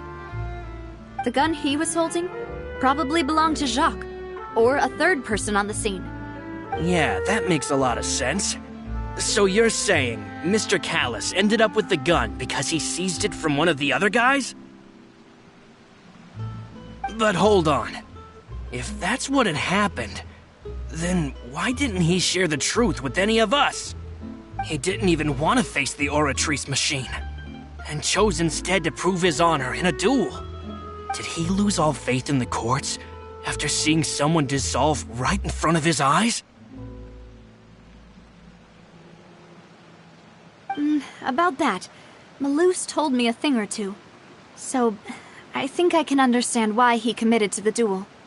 I'll tell you everything, once the whole truth has been revealed. I understand. Then, I'll leave Mr. Callus's honor in your hands, boss. And if I may just say one more thing. The whole Callus the Unfaithful epithet has been a thorn in my side since the day it was invented. Many people have laughed at me for still calling him Mr. Callus, even after so many years have passed. But it was Mr. Callus's trust that allowed me to rise through the ranks of Spina di Rosula and live the life I lead today. No matter what others might say, he'll always be the man I respect the most. And he'll always be my boss. Don't worry. I will definitely find the truth. You and all our other comrades at the Spina deserve to know the truth as well.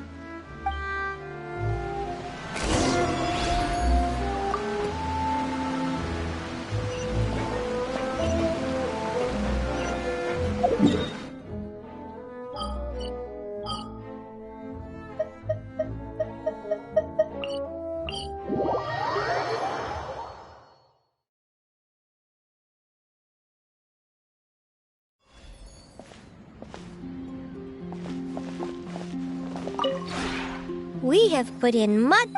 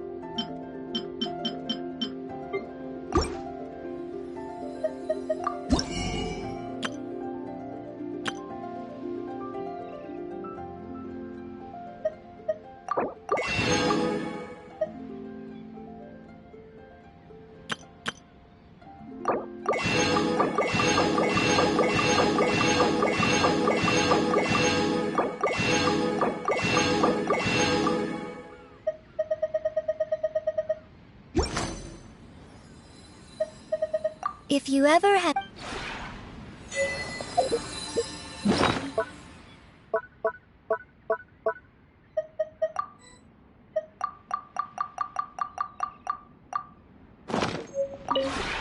We have put in...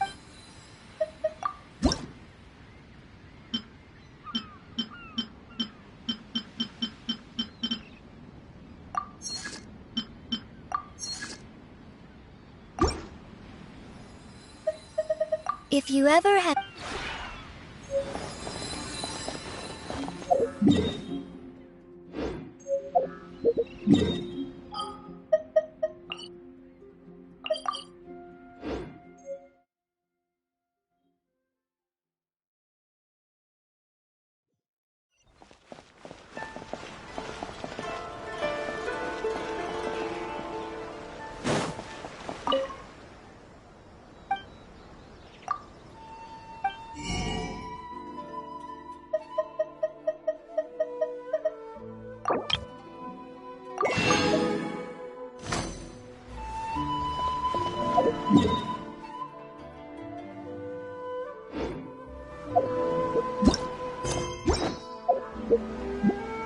Once, there was a glorious kingdom established among the heavens.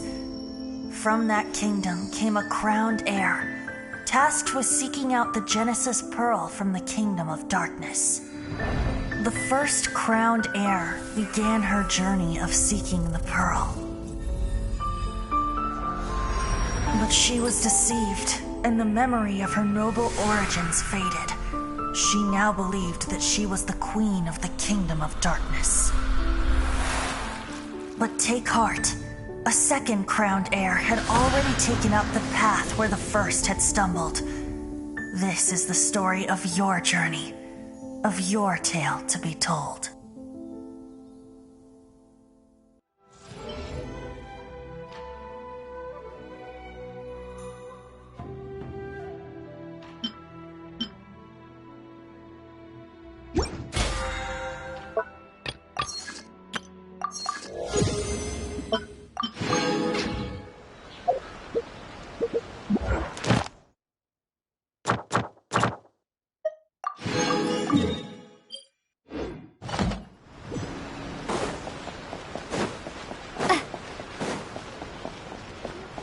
Ad Astra. Thank you for Restaurant?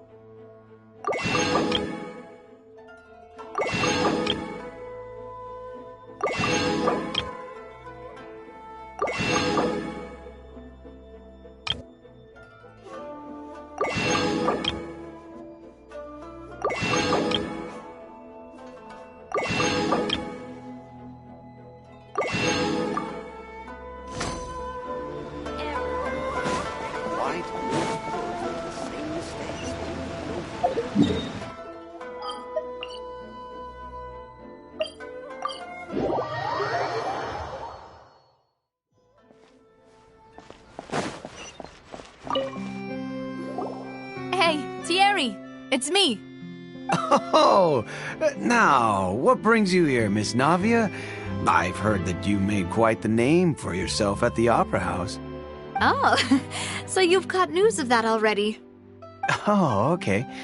Hey, I'm also a member of the guards, you know. The way you make it sound, people would think I was sent off to Poisson because I had done something wrong. Are you sure there isn't a little bit of truth in that? Under normal circumstances, shouldn't you have been called back to the city already? I mean, where I work is really up to me. Let's just say I enjoy the ambiance of Poisson. Callis did a fantastic job running the town, building Spina di Rosula from the ground up and clearing many obstructions in my way. It would be next to impossible for me to find a similarly easy but high-paying job in the city. Anyway, enough chit-chat. Are these two friends of yours? You, here for some formal business? Yes. These two are my partners. What happened at the Opera House made us realize that Linny's case and my father's may be related. We're trying to reinvestigate the details of my father's old case. Ah, I get it. You think there might be more to the case now that we know people can be dissolved into water, right? I was also flabbergasted when I first heard of it. If you want to go through the original files from your father's case, I can help you look for them. That'd be much appreciated. Thank you. Actually, I have another question. Do you have the authority to dispatch Gardamex? Of course. Without them, I couldn't possibly handle Poisson on my own. Why do you ask? We definitely can't use them to forcefully get more evidence for your father's case. Well, you see, just recently, we were attacked by a horde of unnumbered Gardamex in the city. So, if you hypothetically wanted to do something against me, all you would need to do was get rid of the mecha serial numbers and Send them after me. Then you think too highly of my abilities. Dispatching mecha is very different from controlling them. If I had to make an analogy, when you order a dish, the chef will make it for you. You can ask the chef to cook, but not to massage your shoulders or carry your baggage. If you try to make unreasonable demands, the chef would just think you're out of your mind and ignore you completely. The same goes for me and my Gardamex. Removing a serial number is also not as easy as you might think. There are a lot of complex steps to it, and it's almost impossible to keep it a secret. So I can promise you, those mecha were definitely private units. They're certainly not cheap. So, whoever their owner is must be super rich, powerful, or both. Now that you mention it, though, being in the synth business would definitely be profitable enough to afford this. Oh, then you're officially in the clear, Thierry. Oh, well, thank you for the vote of confidence, Navia. Jokes aside, I'd like to wish you all the best with your investigation. I'll be staying in the city for a little while, so just come find me if you need any support from the guards.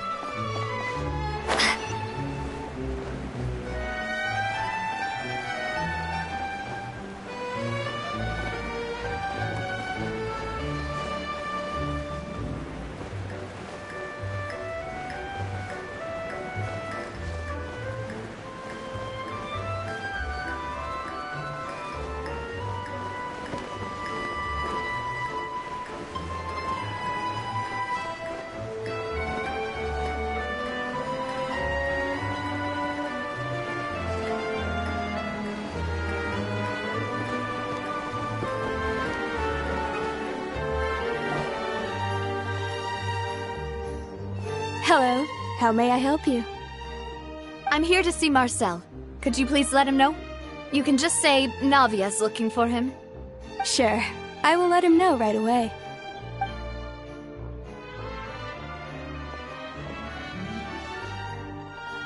Navia, hello. Sorry to keep you waiting. I'm not as young as I used to be, so my legs are giving out a bit. Oh, it's all right, Uncle Marcel. There's no need to stress.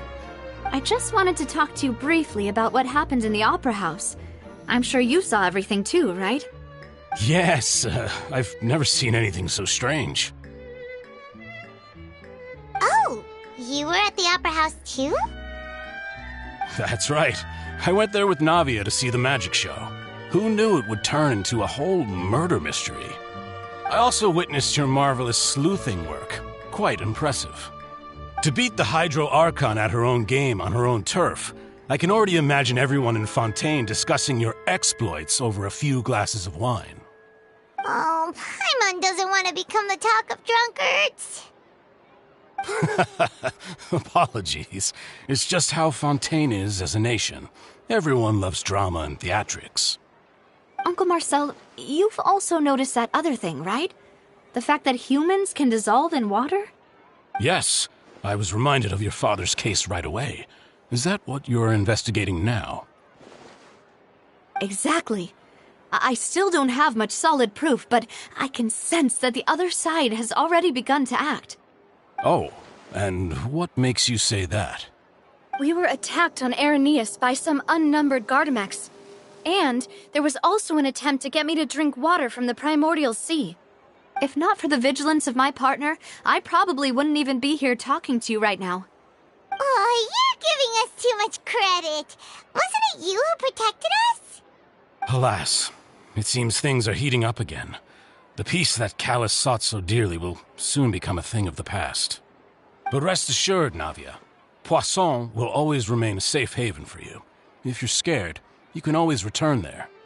If anyone dares to lay their hands on you there, The Confrérie of Cabriere will use its funds to the last Mora to bring them to justice. Thank you, Uncle Marcel. But I don't intend to go into hiding. I'm going to strike while the iron's hot. Do you have any new thoughts on my father's case? About that.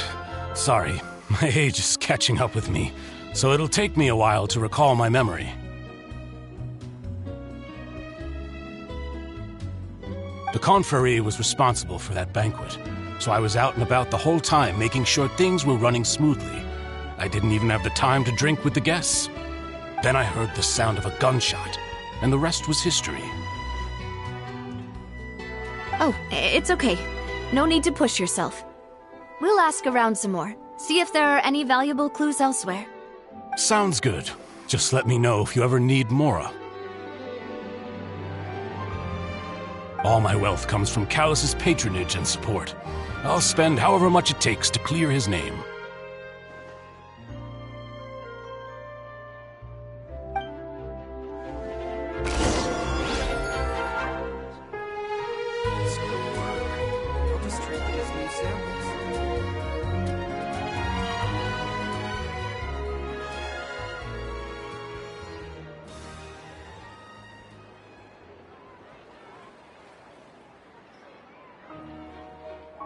Every scent tells a story.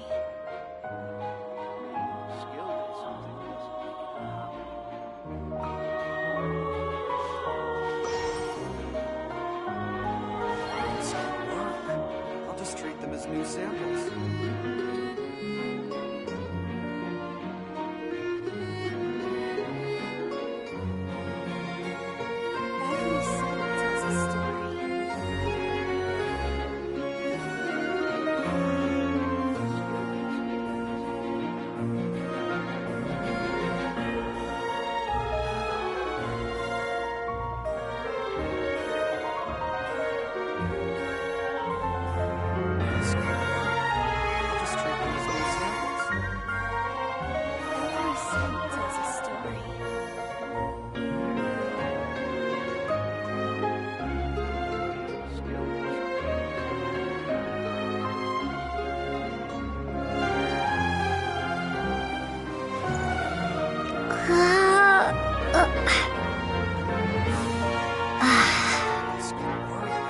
I'll just treat them as new samples.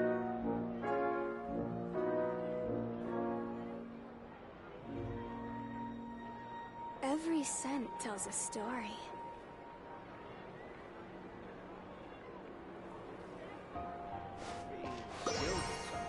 This could work.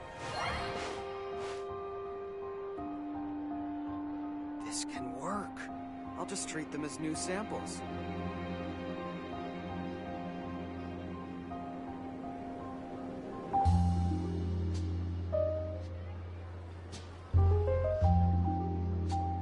Every scent tells a story.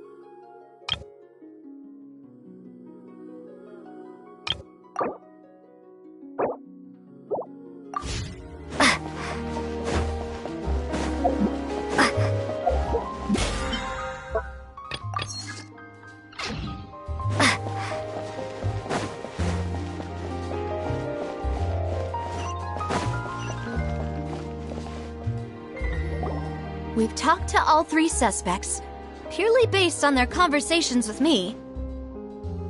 None of them sound particularly suspicious. I suppose that's to be expected, though. If a single conversation's all that's needed to find them out, then my father wouldn't have needed to investigate the case for so many years. Anyway, even though we didn't make a breakthrough, let's still compile what we were able to find. But where should we start?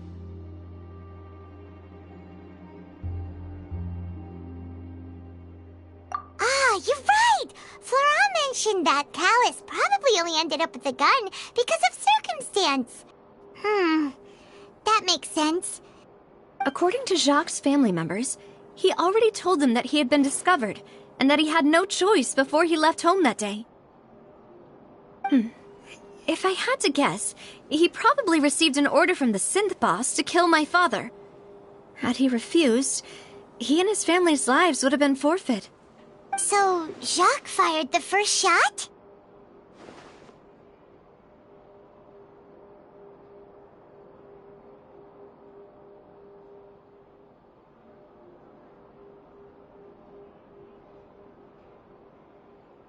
Oh?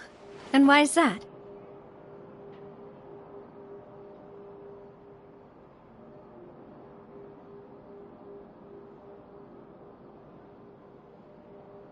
Ooh, that's a good point. Jacques probably already knew that he was just being used as a tool for murder.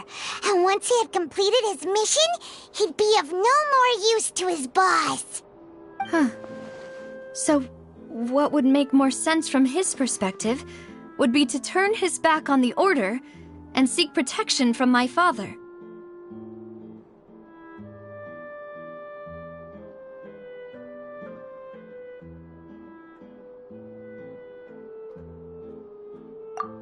Makes sense. But without evidence, that's still just a theory. Besides Jacques, the attack from the Gardamex has been bothering me quite a bit as well. It's obvious that our enemy has become more antsy after the secret of the primordial seawater was revealed. Do you think he knew, even then, that we'd follow this lead to the end? Given everything that's happened since, it's quite possible. But who among the three suspects would have the ability to control privately owned Gardamex? Uncle Marcel? My father did really trust him. And they worked together on a large number of projects. Maybe that's how he got to know Jacques. And with funds from the Confrérie, he could also afford a large number of Gardamex. It's still really hard for me to imagine, though. After all, Uncle Marcel has been around since I was just a child. Also, wouldn't this mean he has been spending a whole lot of mora and energy to fight his own synth business?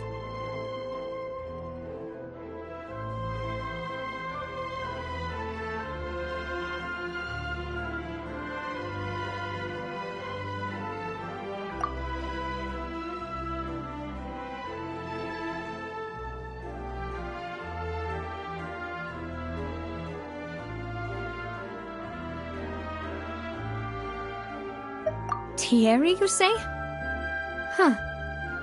It is possible that he's figured out a way to convert the Gardamex for personal use.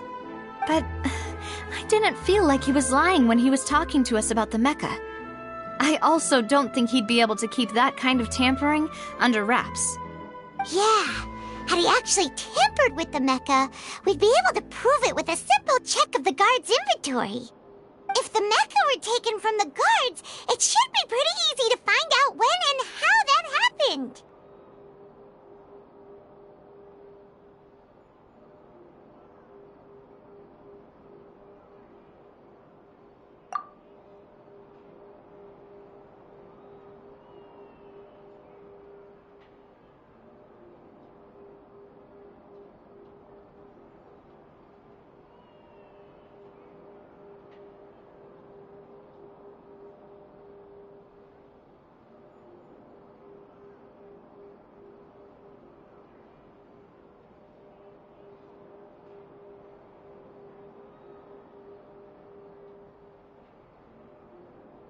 Florent? It is true that he was closest to my father, and thus had the best chance of learning about his dealings with Jacques. But as Spina di Rosula's advisor, his work mostly deals with personnel and security, so he shouldn't have much means when it comes to finances. So you're saying he's too broke to afford a mecha army? Exactly. He can't.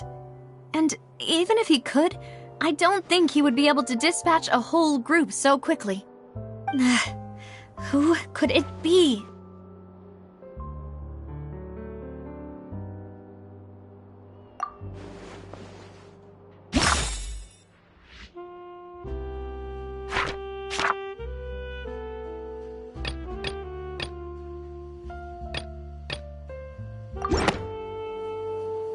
You know, if you think everything through, Uncle Marcel is indeed the most suspicious of them all.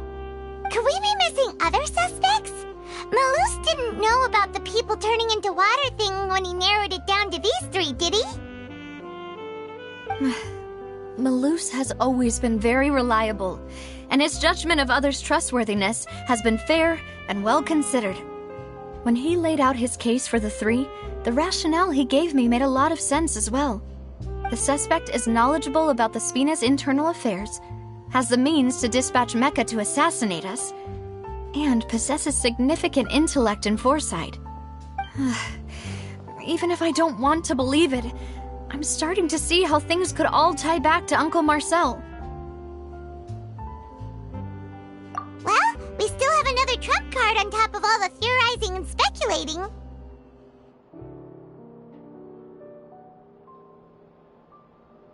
Yes, Malus did say that charging straight in there would be extremely risky, but we don't have any other options right now. We need far more solid proof before we can hope to go charging in on our enemy. Navia, here you are. Oh, I've been looking for you. Huh? Aren't you the guy from the guards? Did something happen? Yeah.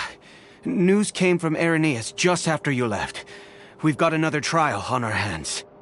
Wasn't that place built specifically for holding trials? What's so newsworthy about this one? I know. But they said the person they're putting on trial is a Fatui harbinger called Tartaglia. What? Is that someone you know? Yeah, we know him. Maybe even a little too well. Well, he's been accused of being the true culprit behind the serial disappearances case. It's absurd, don't you think? Wait, how? None of our investigations have had anything to do with him. That's what I thought was strange about it, so I came to tell you the news right away. If the charge against him stands, then it'll be next to impossible to get the guards to support any of our planned investigations. Right, because they'll think they've already found the culprit. Yeah, and it'll be a lot harder then to clear Mr. Callus's name. I understand. Well, partner, what do you think we should do? We still haven't found any conclusive evidence.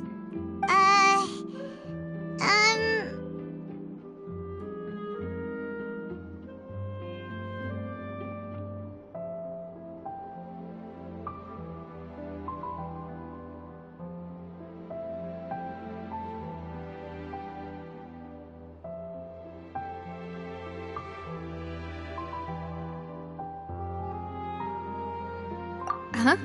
Split up? What do you mean?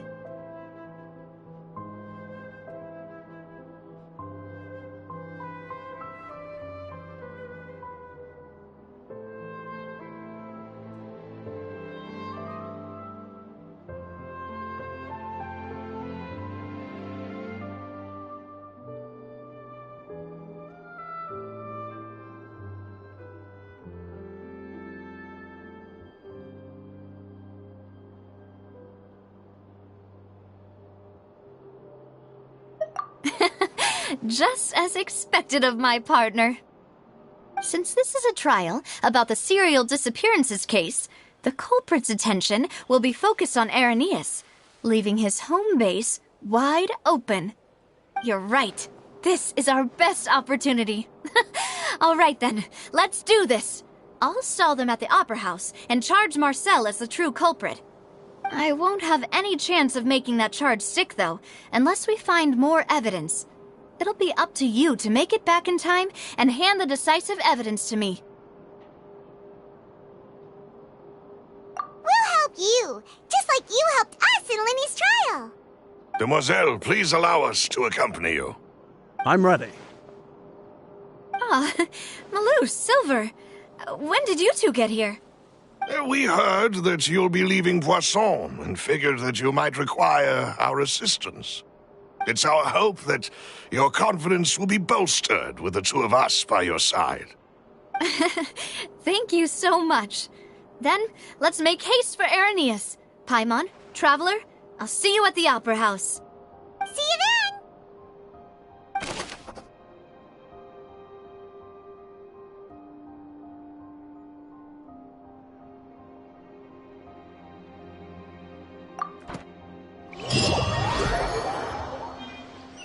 Now that Navia has set out for Irenaeus, we should also get going. The location has already been marked on the map, so let's head over.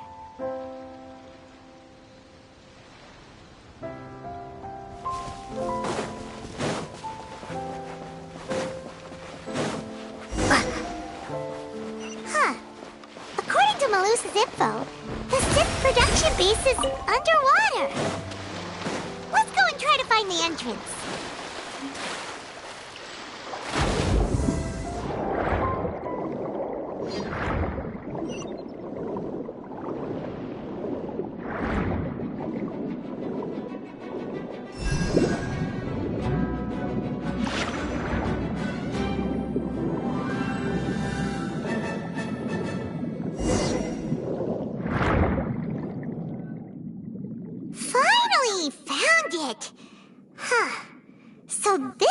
Entrance that leads to the synth production base. It sure doesn't seem out of the ordinary at all. Ah, you're right. An important place like this is bound to have a ton of protective measures and mechanisms. Navia's probably arguing up a storm right now to stall for us.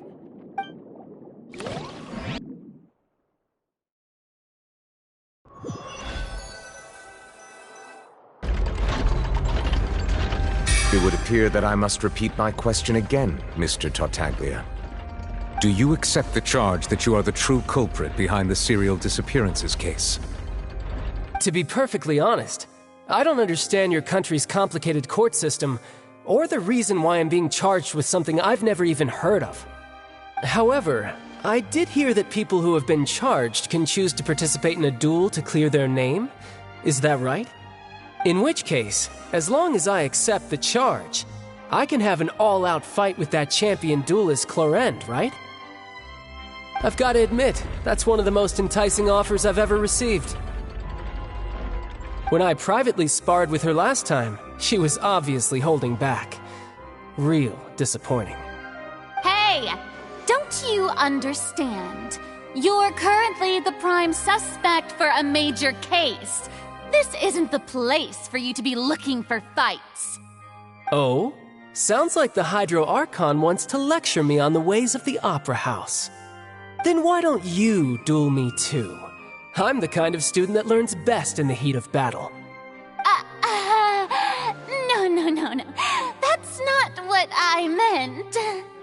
Alas, it would appear that communication with the defendant is going poorly, and we have made very little progress. In that case, let me explain everything from the very beginning again. The goal of this trial is to determine the culprit behind the serial disappearances case. That case had nothing to do with him! You've got the wrong man! Huh? What's going on? Why is she interjecting again? I told you it couldn't be one of the Fatui Harbingers. Miss Navia, this is the second time you've interrupted the court proceedings.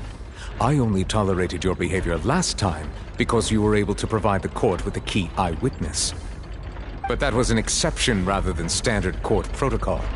I can very well charge you with contempt of court for your interjections. Oh, please.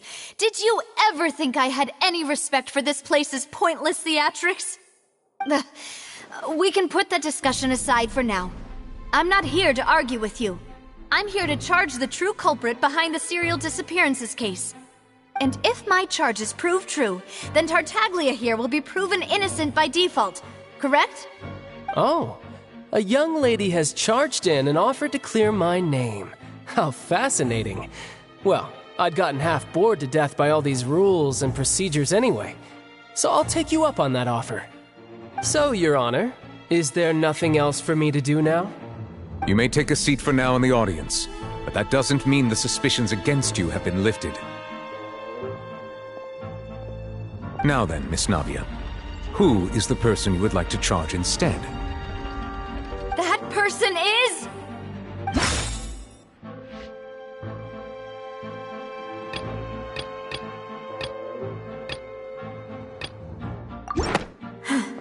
Something's not right.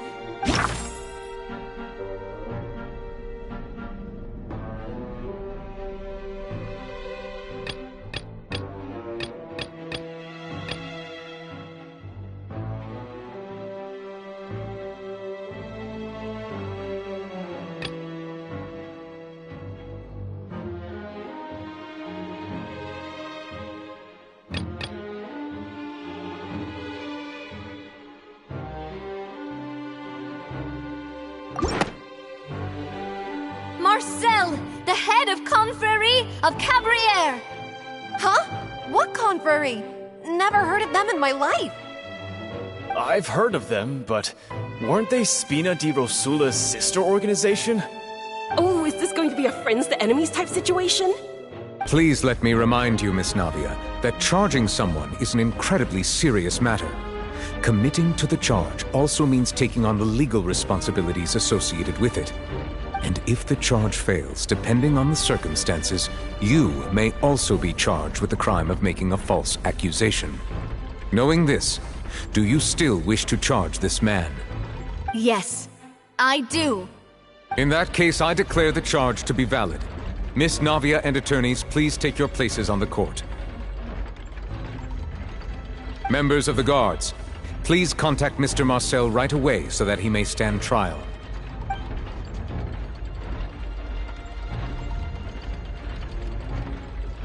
Mr. Marcel, you will not require an attorney. Is that correct? Apologies. It all just happened so quickly. I still haven't figured out what's going on. I think an attorney won't be necessary. This is probably just a misunderstanding between me and Navia. Very well. In that case, since both sides have now arrived, Miss Navia, please present your charges. I would like to take everyone back to 3 years ago, to the case of Callus the Unfaithful. Only through elucidating what really happened in that case can we connect all the dots for the serial disappearances case. Navia, do you really think that I was the one who killed your father? Come on, why would I do that? Callus was my benefactor, and remember, both you and I only ran to the scene when we heard the sound of a gun. If that's enough to make me a suspect, wouldn't that make everyone at that banquet a suspect as well? I think there's no point in getting into the specifics right now. The audience doesn't even have the big picture yet. Even I'm struggling to remember some details of that case. Exactly correct, Your Honor. I must refresh everyone's memory about that case before I can explain my charge and reasoning. I see. In which case, I will recount the findings about that case as originally recorded by Maison Gardiennage.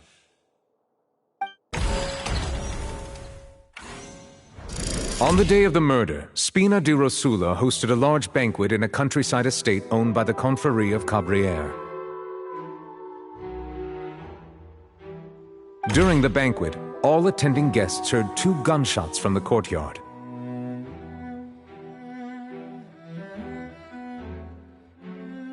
When the guests arrived at the scene, they found the primary suspect, Callus, holding a gun, while his acquaintance, Jacques, lay dead from a gunshot wound.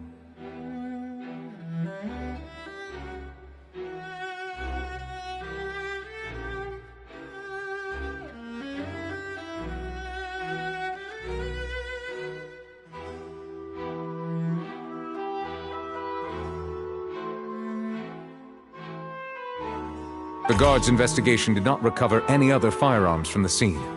As a result, they concluded that the suspect's first shot must have missed, while the second must have taken Jacques' life.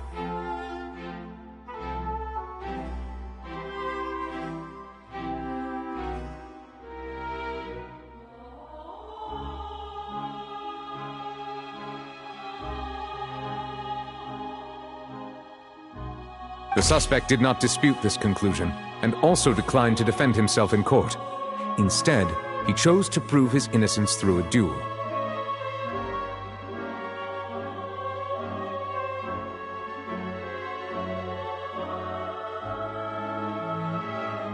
Callus was defeated by champion duelist Clarand in the ensuing duel, and soon succumbed to the injuries.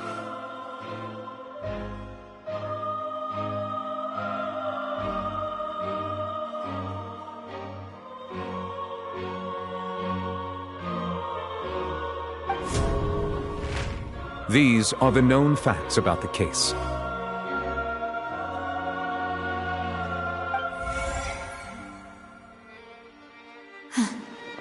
The one with the motive to kill was Jacques, not my father. And even so, Jacques still had no reason to pull the trigger. In truth, the third person shot Jacques first, and was shot in turn by my father when my father seized the gun from him. After that, the true culprit turned the third person into water, erasing all traces of him from the scene. Thank you for the summary, Your Honor. Of course, the guard's conclusion appeared quite sensible to us at the time. However, we should revisit the case now that we've gained new information about the abilities of water from the primordial sea.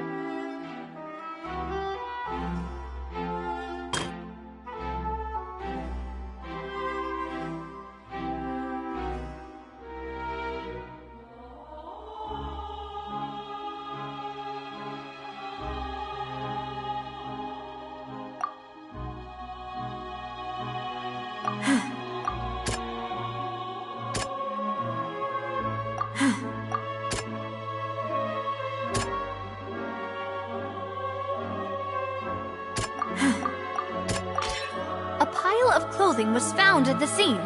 The guards once believed they were used by Jacques as a costume to disguise himself, but now it is clear that the clothes were proof that there was a third person at the scene, and that they were turned into water after committing the murder. Since it was raining that day, the culprit was confident that they could use the rain to wash away all traces of their dissolved accomplice.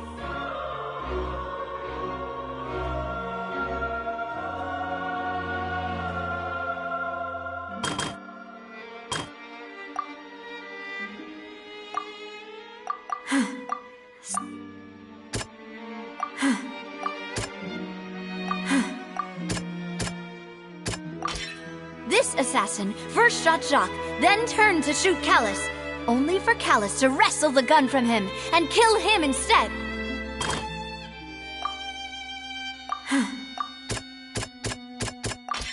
The testimony of the victim's family confirms that Jacques had thoughts of assassinating Callus when he set out for the banquet. However, in the end he reconsidered, and instead shared everything with Callus, hoping to seek the latter's protection. Unfortunately for Jacques, the true culprit had already considered this possibility, and had sent out another assassin. Realizing this, the true culprit caused the hired assassin to dissolve into water, leading everyone to believe Callus was responsible for Jacques' murder. This is the true version of events.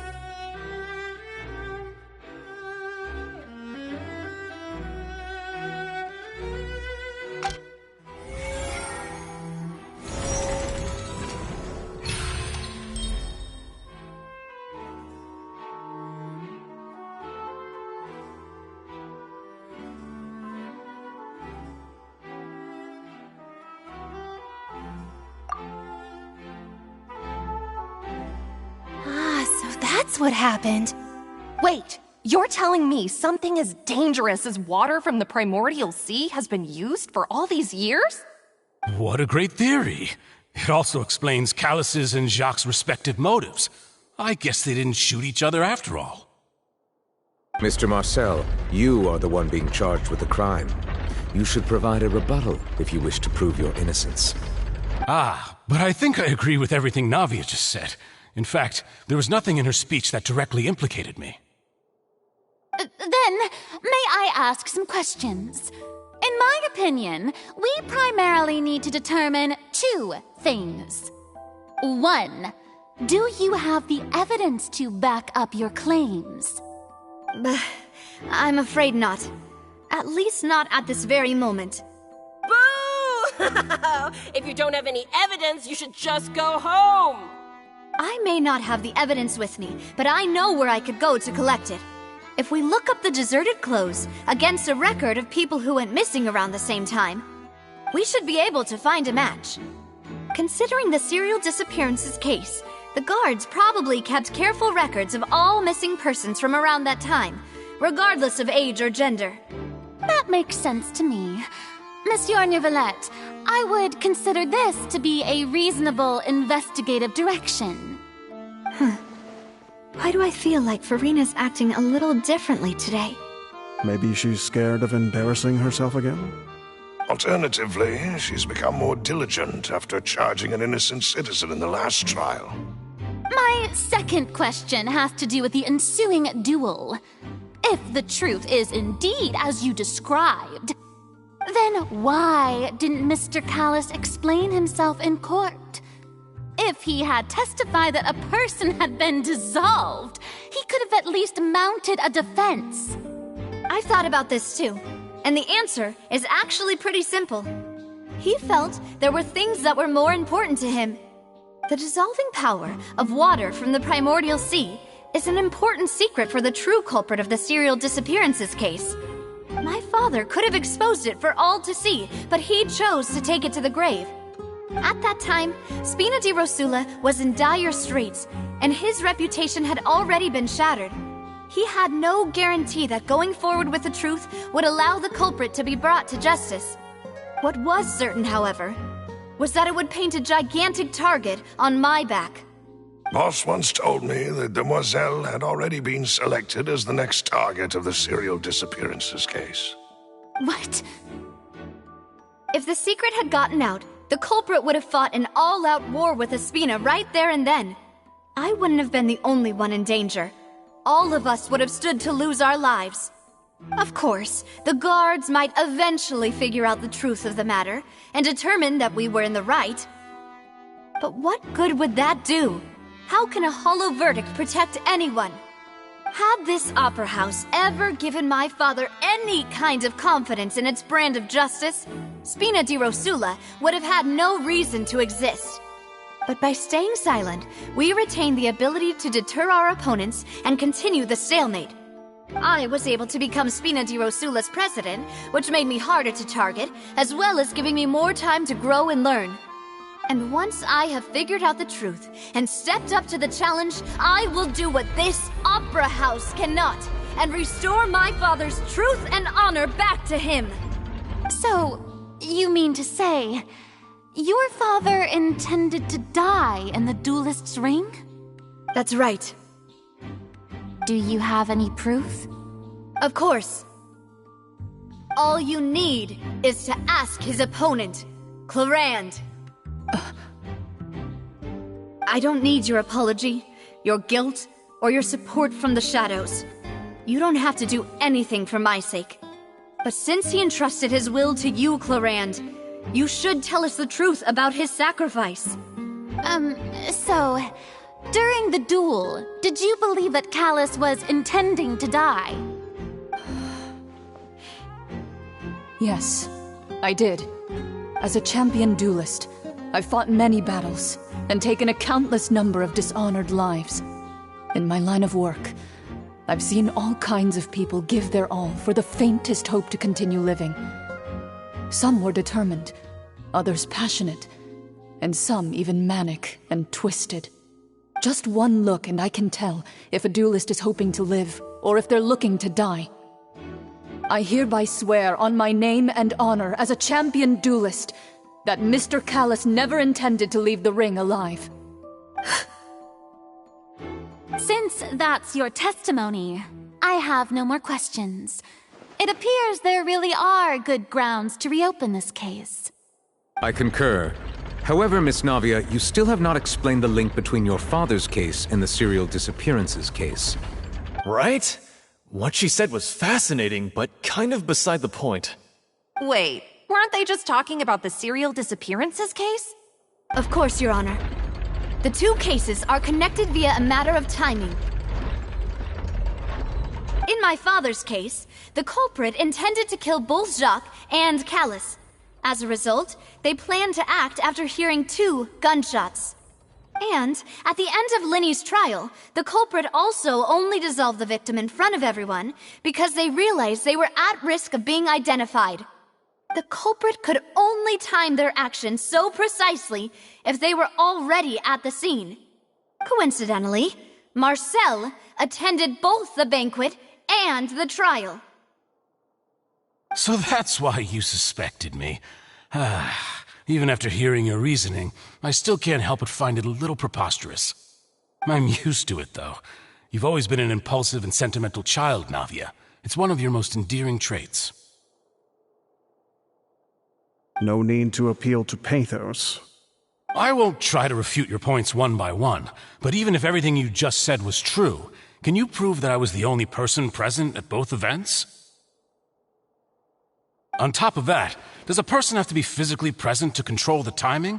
Can't someone remotely monitor the place? Don't know what she can say to that. I know that even with that, you might still think you can reduce the list of suspects with some further investigations until I'm the only one left on the list. Alas, who won't feel at least a little hurt by an accusation of murder from a girl you see as your own daughter?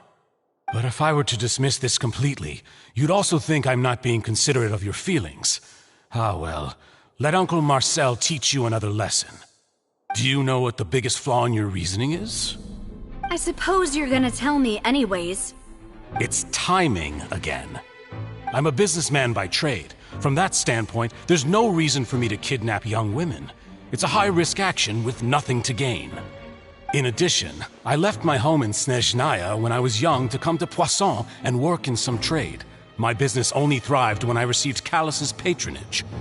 But the disappearances began before I ever stepped foot in Fontaine.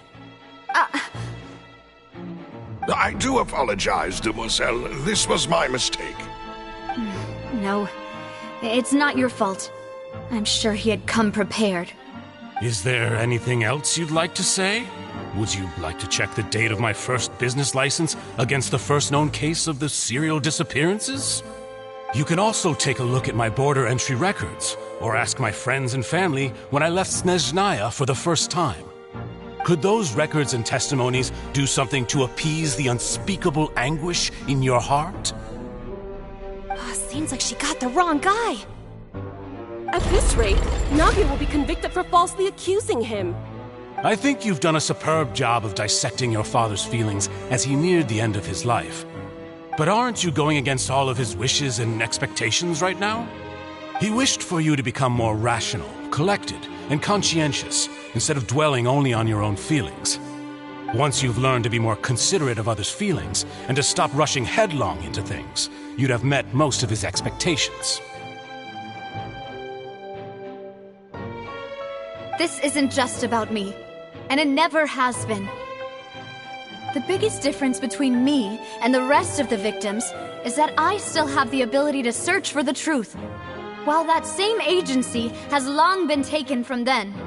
The people whose families were destroyed by synth abuse, the people who lost their loved ones to the serial disappearances, and the people who suffered tragic ends due to their sense of justice. Many people's images are flashing before my eyes. I'm sure some are coming to those of you in the audience as well. And whose image do you see, Marcel? Is it a man named Vacher? Oh, so you do know that name. I'm merely surprised you'd suddenly say the name of someone I've never even heard of. I was waiting for you to say that.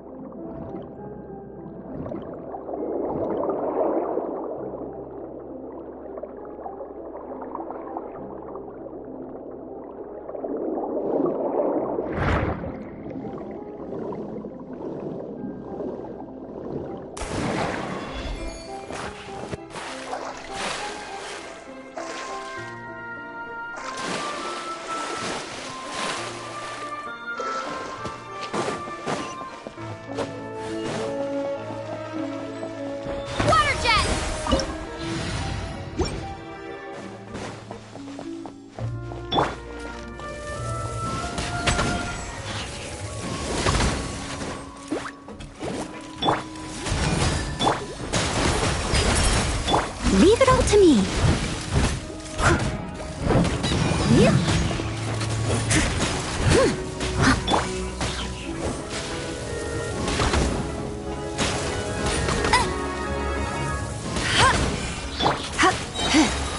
Try not to. Let it rain.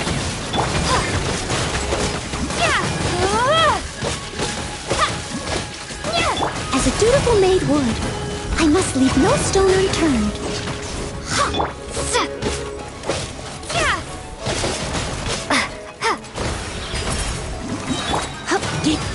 Wipe out!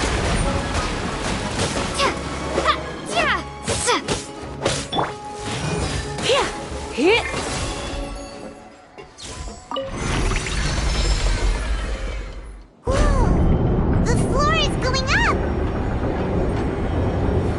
Is it because of this mechanism in the middle? That guy really prepared a lot of stuff for this place.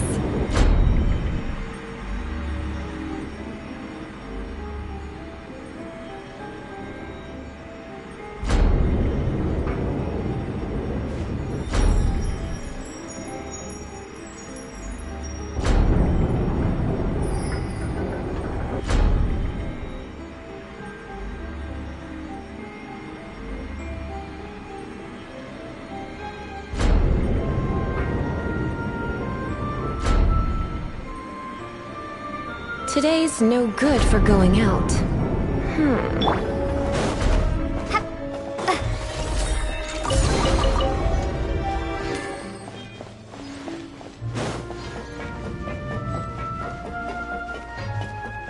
Paimon thinks we need to go up, but Paimon doesn't see a way. Let's take a look around. Maybe we'll find a hidden mechanism that'll show us the way up.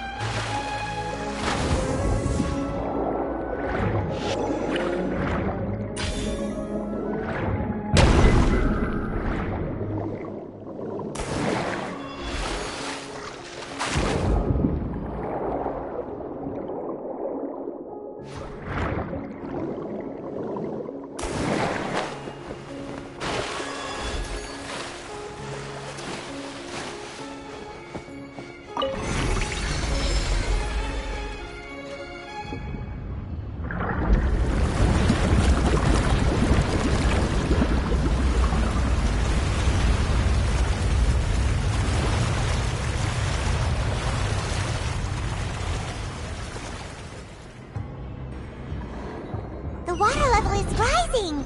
Now we can swim to the top! But this is still a ways away from where we need to go.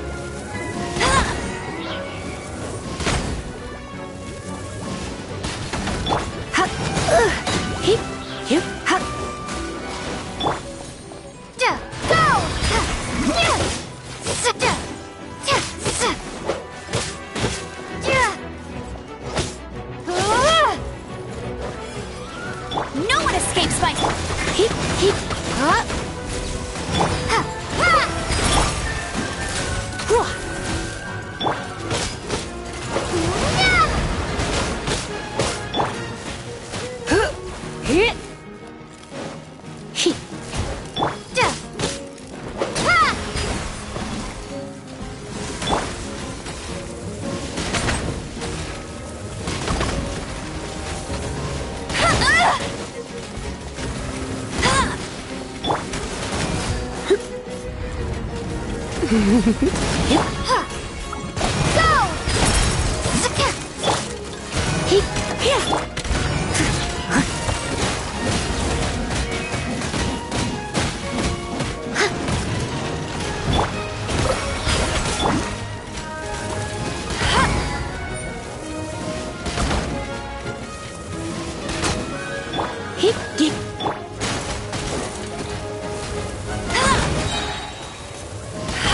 escape!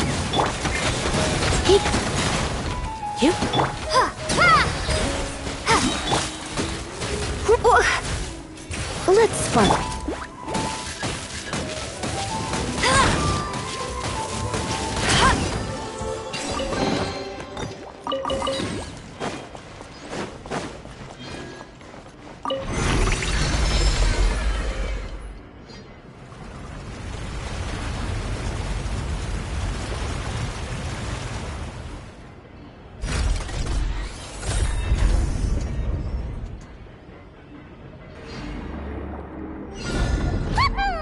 Now the path is clear! Let's go!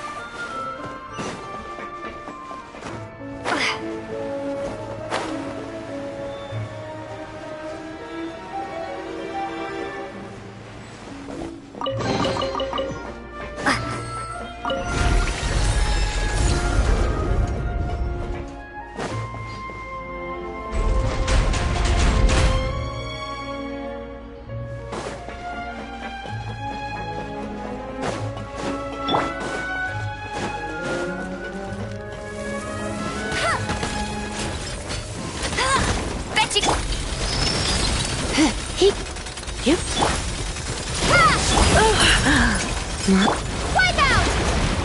Time to clean up.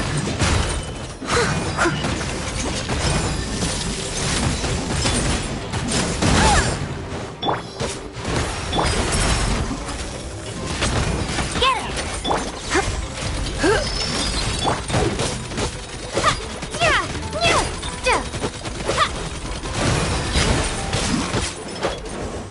No one escapes my...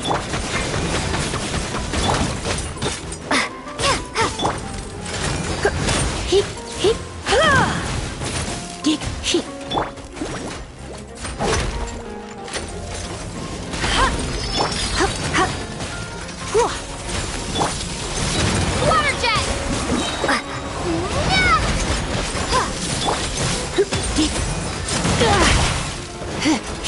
Go, go, Baron Bunny!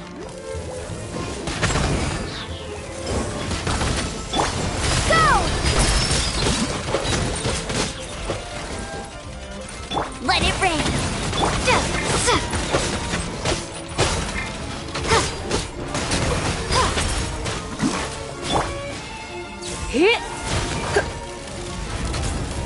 You've been a naughty boy.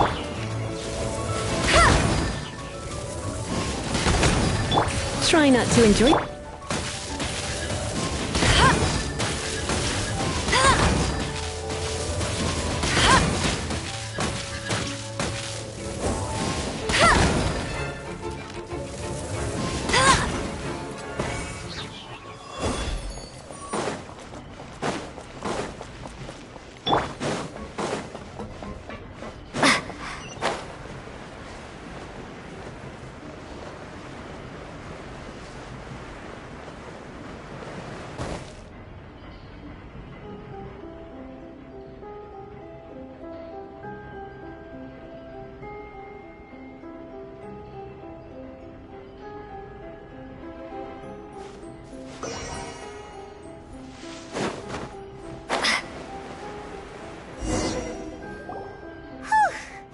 After all that, we finally made it to the innermost sanctum.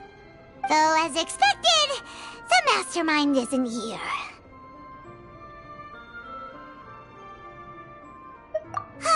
That's right. Then let's hurry up and find some evidence so we can get back to the Opera House and help Navia!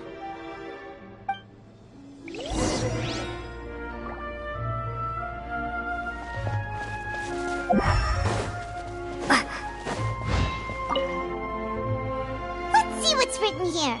Nothing escapes Detective Paimon's eyes. Callus. Navia's father. Oh, this seems to be an investigation report on him. Yep, it's about finding someone to assassinate Jacques and Callus because of a lack of confidence that Jacques himself would go through with it. This should prove the existence of the third person, right? We still have not determined the exact content of the key information Callus has passed on to certain members of his organization. The old dog's a real menace to deal with. Even if he abides by the promise he's made to us, he will still have the upper hand. He can act whenever he wants to make our lives miserable. The only option left is to remove him from the picture entirely. I concur. Let's send someone to kill him. He won't declare war as long as we don't touch Navia. Oh, seems like we've got a bunch of correspondence between the higher-ups. They're all just so evil.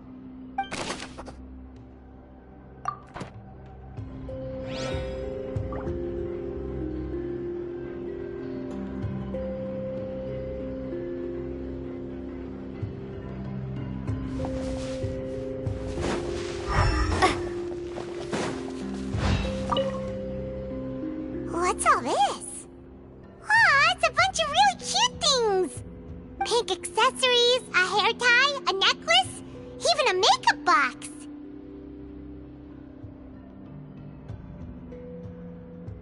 Oh, Paimon sees it too, but why are all these cute things labeled with different girls' names? Huh? You mean the girls from the serial disappearances? They were brought here?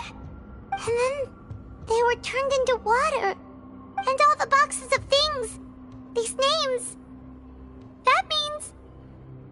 Oh, this is terrible.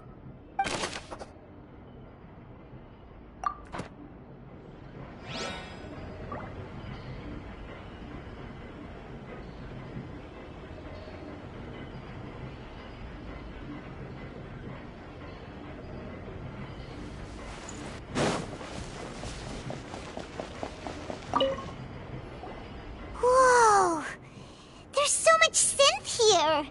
And so many bottles of ingredients that probably just contain the waters of the primordial sea.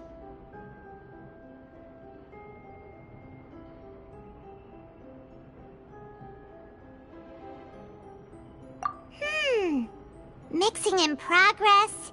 Ready to drink? Stock sample? Huh. They've also got all the synth pretty clearly labeled.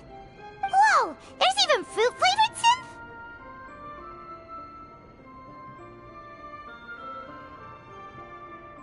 Yep, it's super obvious.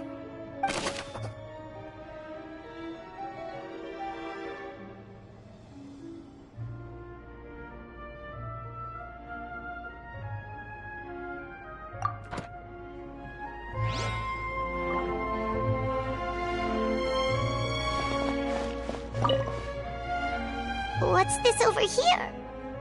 Looks like some kind of place for research. Experiment number 16 aims to verify Jacob Ingold's research conclusions on the primordial sea and use his theory as a foundation to achieve a breakthrough. The experiment was a failure. No individual managed to resurface from the water from the primordial sea. Female specimens 22, 23, and 24 were dissolved.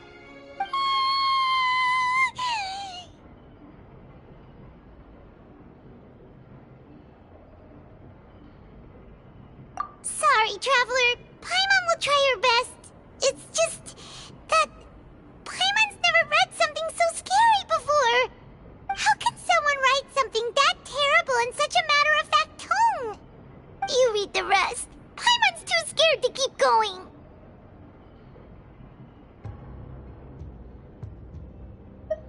So that's why he did all of these experiments. Wait, did he really think he'd be able to find a way just by dissolving people over and over? That's just insane!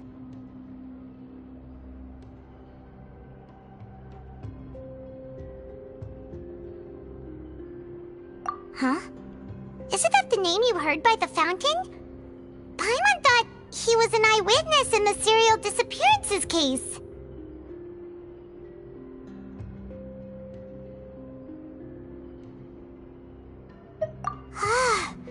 You mean Vache is the one who did all of these...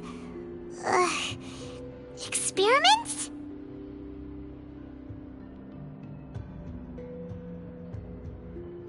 So that's it! Vache was no victim, but personally took his lover and... No, that's not it either! If that's the case, why would he want people to resurface from the water?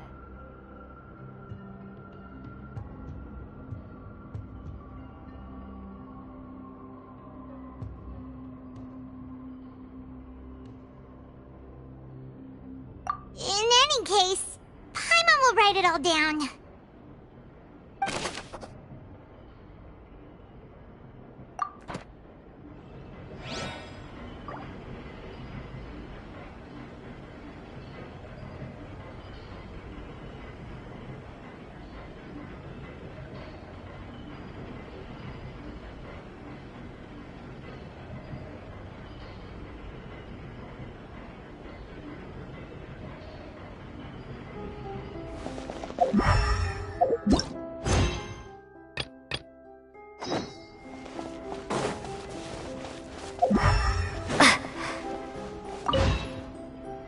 Oh, look!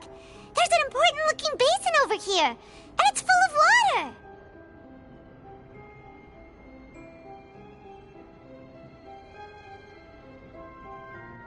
That means this is where they make all the synth!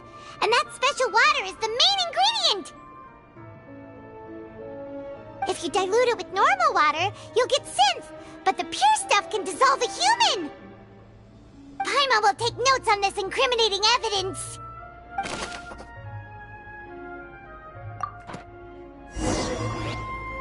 We've looked at almost everything here, and it seems like our theories were spot on. But...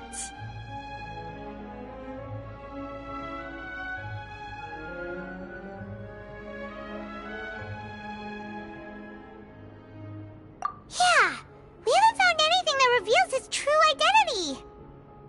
No wonder even Nervalette wasn't able to find anything. Whoever it is probably destroyed everything to do with that name a long time ago. That way, even if we bring all this back to the opera, we won't be able to identify the true culprit.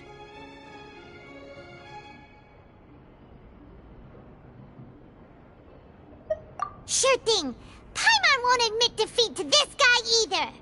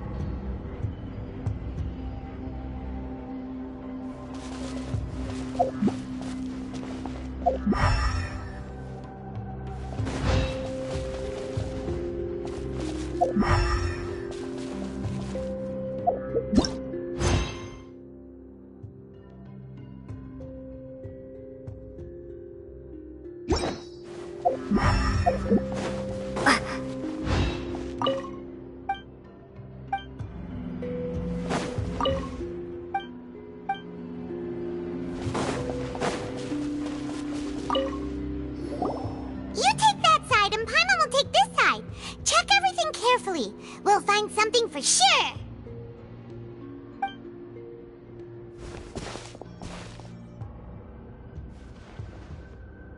Ugh, nothing at all. And Paimon can't even find snacks either.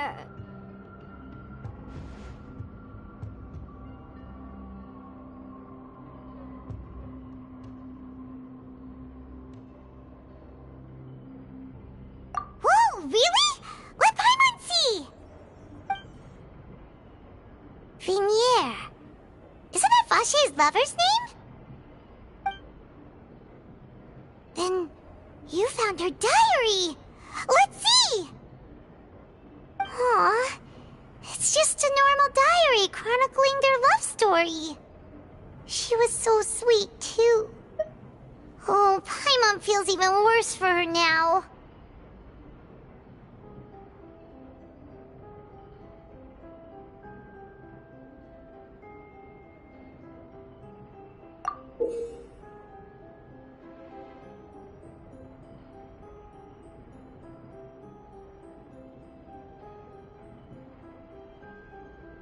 So many! A whole page's worth! But they're all crossed out.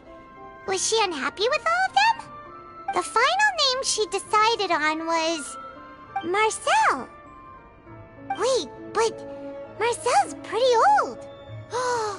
Has this case been going on for so long that he's Vache and Venier's grown son?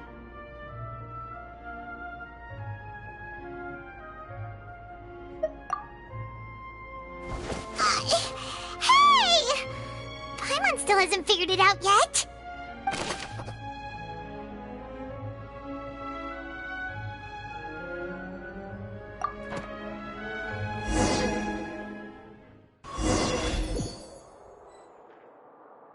And whose image do you see, Marcel? Is it a man named Vache? Oh, so you do know that name. I'm merely surprised you'd suddenly say the name of someone I've never even heard of. I was waiting for you to say that. Navia! We're back! As expected of my partner. I just knew you'd return in the nick of time. Just how often do you intend to flout the rules of this court? It's all right, Monsieur Nervalette. Given their confidence, I expect they've found the crucial evidence.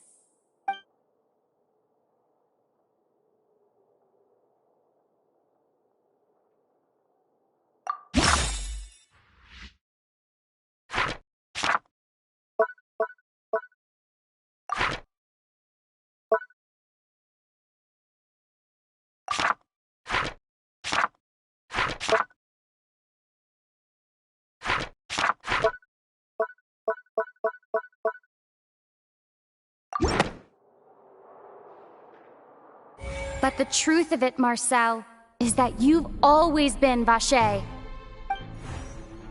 Huh?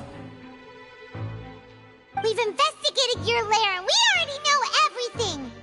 After your lover, Venier, was dissolved, you kept abducting young women to experiment on the hopes of bringing her back to you! You even created Marcel as a new identity and destroyed all records of your past as Vache! So that's it. Even the villains in opera performances rarely go that far. And with that, Marcel's motive has now been established. This information regarding your past also dismantles your prior timing defense. Well, Marcel, do you know where you went wrong? You fixated your gaze on the lover that passed away, instead of paying attention to the living people around you. So, you never noticed how we changed, or how we grew as individuals. You also never understood Boss's real expectations for his daughter. Or our determination to see things through. Your determination. Mr. Marcel, please speak up now if you would like to defend yourself. Otherwise, the trial will move on to the next stage. Do you really think I wanted to do any of this? Pay attention to you? What for? Have you ever paid attention to me? Ever empathized with my pain? Ever known how it feels to watch the love of your life dissolve right in front of your eyes? No one helped me. No one even believed me. All those decades ago, even the officers from the Maison Gardiennage were laughing at me. They said there's no way a human being can turn into water. So I must have gone mad from grief. Vignier's death was brushed away by all of you as if it didn't matter at all. Well, now you know, don't you? Ha! Well, it's too late now. All those who were dissolved are gone forever. You only have yourselves to blame. You set up this ornate opera house in pursuit of your so-called justice, your beloved drama, while turning a blind eye to the suffering of the people. Vignier is dead. We promised each other that we would always be together. Wherever she goes, I will follow. But I'm not from this blasted place, so I can't be dissolved, no matter what I do. Hey, is that water from the primordial sea that he's drinking? I can't dissolve! Can't dissolve! Can't dissolve! Do you all see? I can't go, I can't follow. So if I can't go where she is, what choice do I have but to try to bring her back? I did all of that, and in the end, that accursed Callus still got the better of me. I spent my entire life living on pins and needles, only to get stabbed by his idiot daughter at the very end. The suspect is exhibiting signs of mental distress. Guards, please restrain him. Don't touch me! Don't anybody come near me! I still need to save Vignier. A promise. We made a promise. Vignier. Vignier! Please, Vignier. Don't think badly of me. All I want to do is fulfill our promise. At this point, the verdict of this trial is clear. With Mr. Marcel's conviction, the charges against Mr. Tartaglia no longer have any basis. Fine by me. I was in a bad mood, but after a show like that, I'm actually feeling pretty good. Traveler, please submit all the evidence you have collected to the guards, so that I might review and summarize the truth behind the serial disappearances case. The man now known as Marcel was originally named Vacher and worked as an adventurer with his partner and lover Vignier. During an underwater expedition, Vignier accidentally came into contact with water from the primordial sea and was dissolved in front of Vacher as a result. Vacher learned of the primordial water's existence through the work of others and began to kidnap young women for research, with the goal of discovering a method to restore Vignier back to life. To cover his tracks, he invented the new alias of Marcel and began to operate a business in Poisson. During the course of his research, Vacher discovered that a diluted concoction of water from the primordial sea can induce feelings of euphoria, and began to manufacture and market synth. However, as he accumulated wealth to fund his continued research and expanded the scope, he came into conflict with Spina di Rosula. After exchanging blows with Spina di Rosula for many years, Vacher decided to assassinate their president Callus at a banquet. Although the assassination did not go as Vacher expected, he was able to turn Callus into the murder suspect by dissolving the assassin he sent to the scene. And just recently, Vacher attempted to frame Linny as the culprit of the serial disappearances case, using a similar method. However, his attempt to frame Linny failed, and the power of water from the primordial sea became public knowledge. This case also exposed enough of Vacher's machinations that he was eventually successfully charged in court. Thus concludes the enigmatic history of the serial disappearances case, with the truth revealed to all.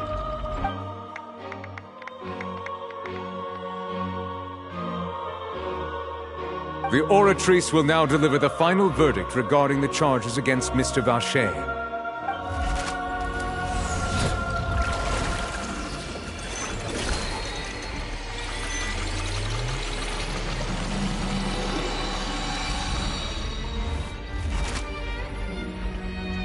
According to the judgment of the Oratrice Mécanique d'Analyse Cardinale, Mr. Vacher is guilty. Guards! Take Vacher away. Good. It's what he deserves. With that, the serial disappearances case is over now.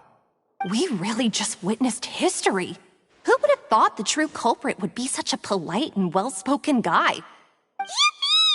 We helped Navia bring the bad guy to justice! He's hurt so many innocent people and now he's finally getting what he deserves! Huh? Are you okay?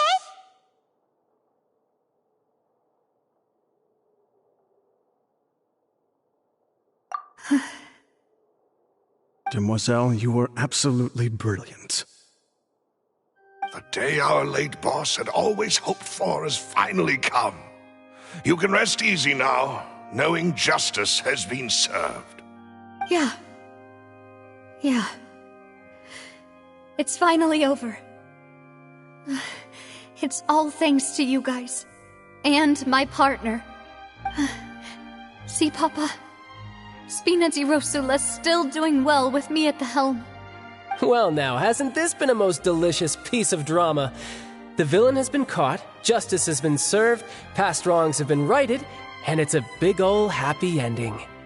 Since it's been such a great show, I'll just let the false accusations against me slide. Either way, I've still got some business to attend to. So, if you'll excuse me... Please wait just one moment, Mr. Tartaglia. What now? None of this has anything to do with me. According to court protocol, since this trial was initiated due to a charge against you, a verdict must also be made regarding the initial charge before the trial can conclude. Oh, come on. Is this really necessary? Haven't you already caught the real criminal? Isn't it time for side characters like me to exit stage left? Please respect the laws of Fontaine. This has always been the rule. All right, but this sure is a lot of hassle. All I need to do is stand over there, right? Let's just get this over with. Through evidence presented in the public trial that was just held, it has been established that Mr. Tartaglia has no direct connection to the serial disappearances case. The guilty party has been identified, and thus it is logical to suppose Mr. Tartaglia is innocent of the charges. We now turn to the Oratrice Mécanique d'Analyse Cardinale to render the final verdict on the charges.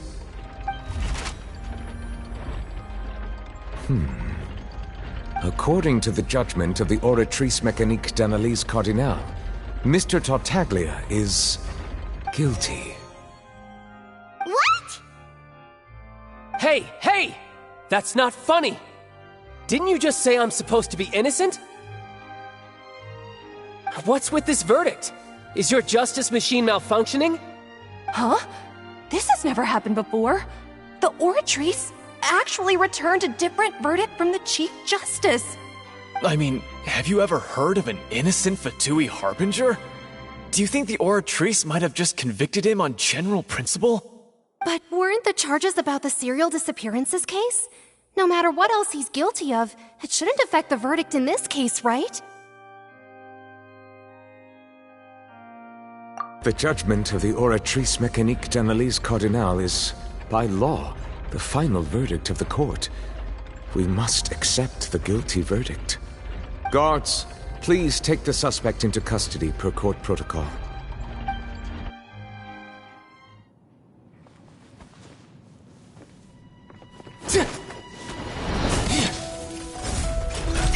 So this is how justice is done in Fontaine.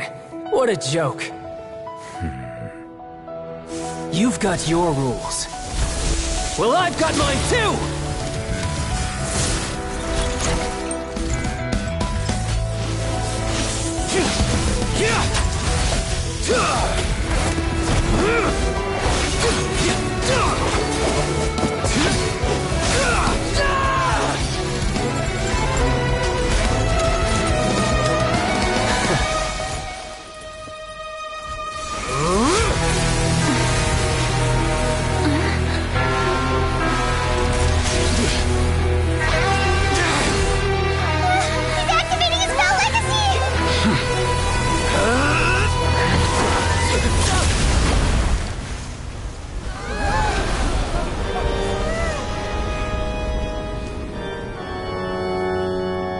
I am sorry. If you have been wronged, we will find the truth. But the rules of the court must be upheld.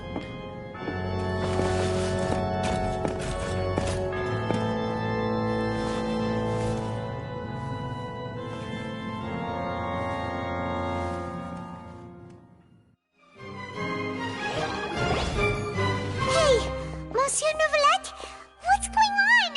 Shouldn't they have been cleared already? Apologies. This is also the first time I've encountered such a situation. However, according to the rules established at the conception of Fontaine's court system, the Oratrice's judgment is the final verdict of the court. All I do is follow court procedure. As for why the Oratrice arrived at the conclusion it did, you should probably ask someone more knowledgeable than me.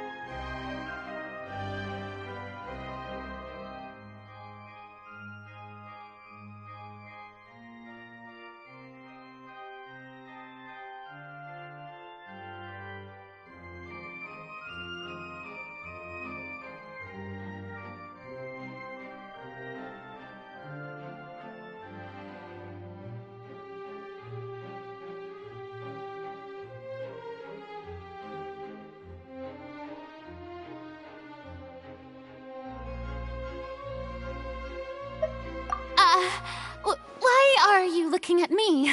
I had nothing to do with it! I don't know what happened there either! Hey, stop staring at me! What does Lady Farina mean by that?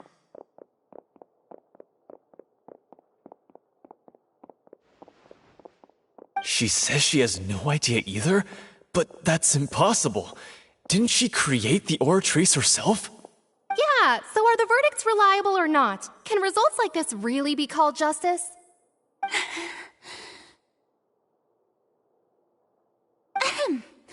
My dearest citizens, did you really think we'd allow an incorrect verdict to be handed out in this court? Did you really believe that the judgment could be mistaken or be the result of some sort of random mishap? Don't tell me you thought even I had been blindsided by the Oratrice's result.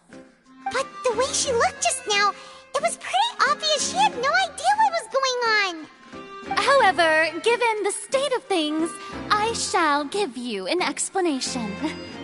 Everything that just took place, including my supposed shock and bafflement, was a part of an elaborate performance, with every action meant to stir up drama and excitement. And, of course, for every performance there is a script. Everything has unfolded exactly as I expected from the very beginning. As the embodiment of the very concept of justice, the Oratrice shall never render an arbitrary judgment! If you thought Child had nothing to do with the serial disappearances case, it is only because you've been blinded by the superficial appearance of innocence. Everything he's done, not to mention the danger he poses, are beyond ordinary comprehension and completely unforgivable!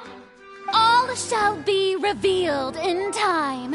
you will come to understand my noble intentions, as well as the absolute correctness of the Oratrice's verdict.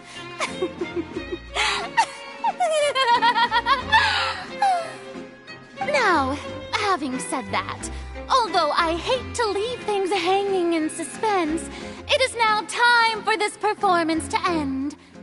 As the lead actress, I shall be the first to take my leave. Toodaloo! So she chose to make her escape after all, did she?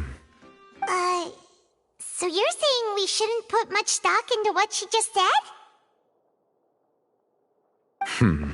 She probably just put on that performance to save face. As for the truth, it's unlikely that she actually has any idea.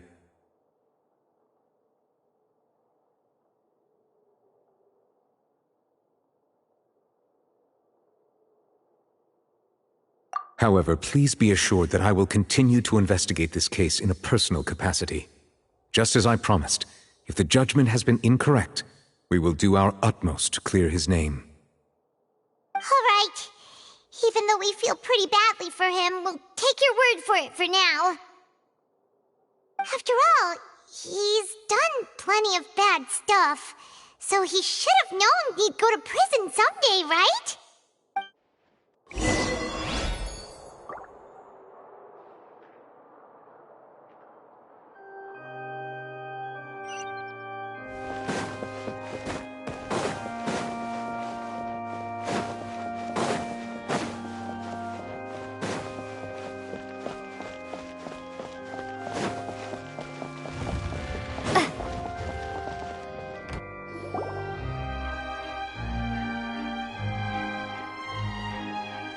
Hey, what are you doing? Quick, stop him!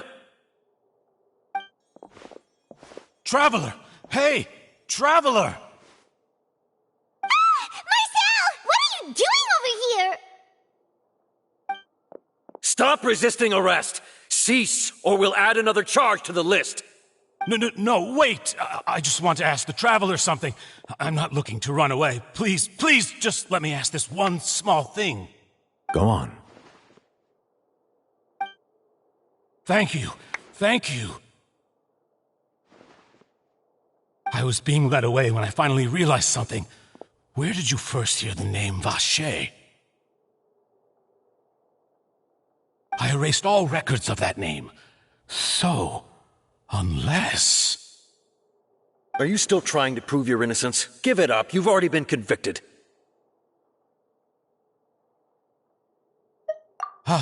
Really? You did? You're sure? You met her? But how could that be? How did you manage to do it?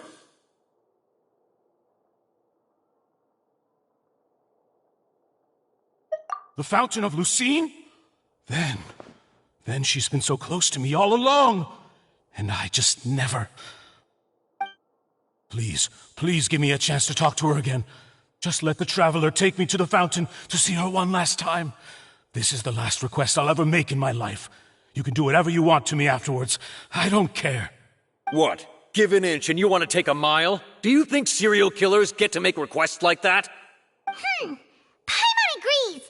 Why should we give him what he wants when he's only done a ton of super terrible things? This request, is it worth as much to you as your life? Of course!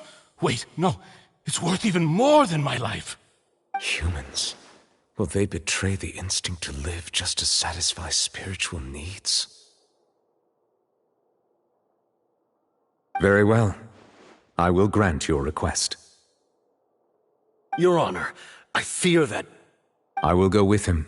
You do not need to worry about any escape. In that case, I shall leave him in your most capable hands, Chief Justice. Thank you, Your Honor.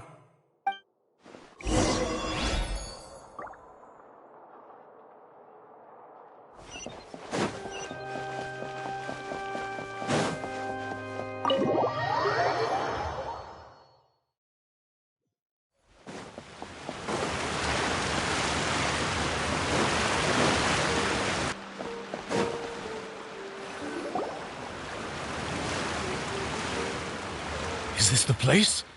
You said she's here, but what do I need to do to see her?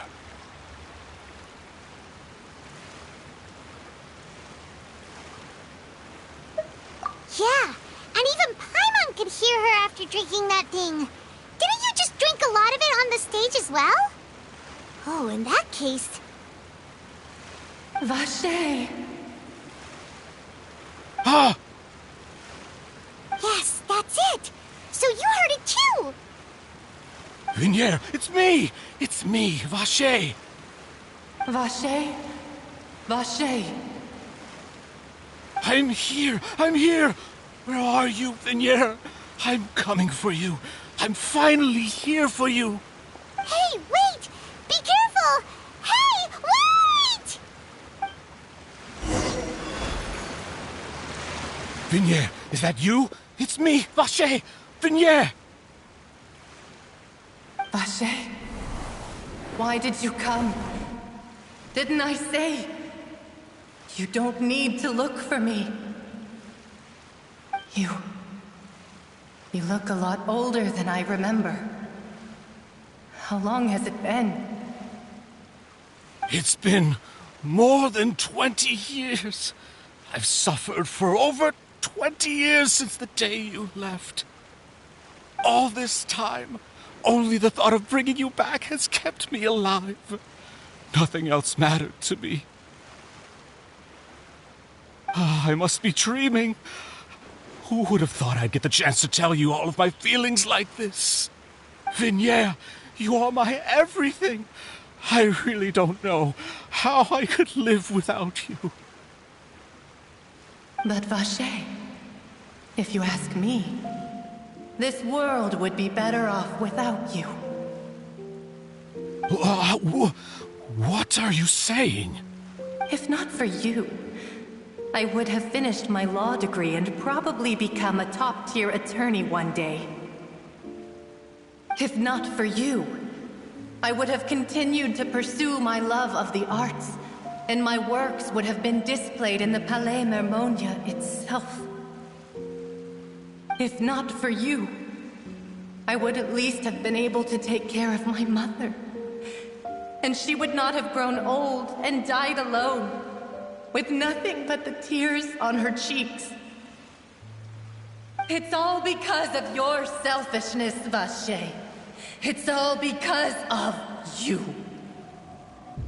You... Wait, you are not Vinier. Who are you? You're right. I am not Vinier. I am the sacrifices. Every woman who died by your hand, as our bodies dissolved, our consciousnesses flowed back to the primordial sea. Our thoughts circulated endlessly within the primordial sea, and we were no longer individuals, but we became one, just as streams of water come together in the sea. I'm Cressy. I'm Lemony. I'm Azine. The only one I am not is Vinier. Why? But then, where is Vinier? She doesn't want to see you anymore. Every tendril of her consciousness is avoiding you. This is what you get for your selfishness. Your selfishness robbed us of our lives and our futures. You said time and time again that you'd do any and everything for her. But did you ever consider whether she'd want to see you do the things that you did? If she would despise you for what you became?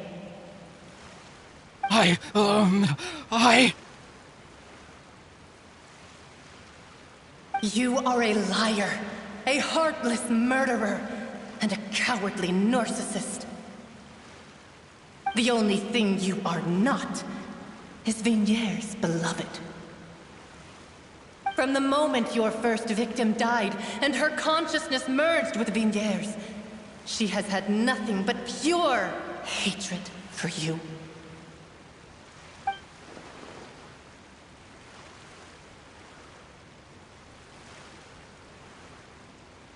No! Yeah! She can't hate me. Let me see her. Please! Have mercy! You still don't understand. When I said don't look for me, that came from the real Vignier. She really doesn't want to see you anymore. But on top of that, she also said that because it's her final drop of pity for you. She said that because she knew that if you did come here, we will show no mercy to you. Vache. Vache? Vache. Vache. Vache. Vache. Vache.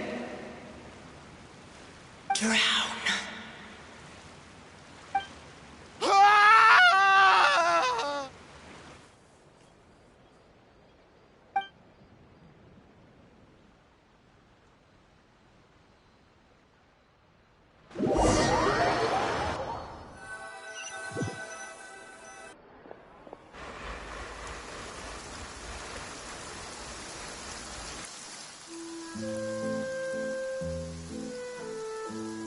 Finally, we have some time to do shopping. Gosh, it's really been a long time since we've been able to relax.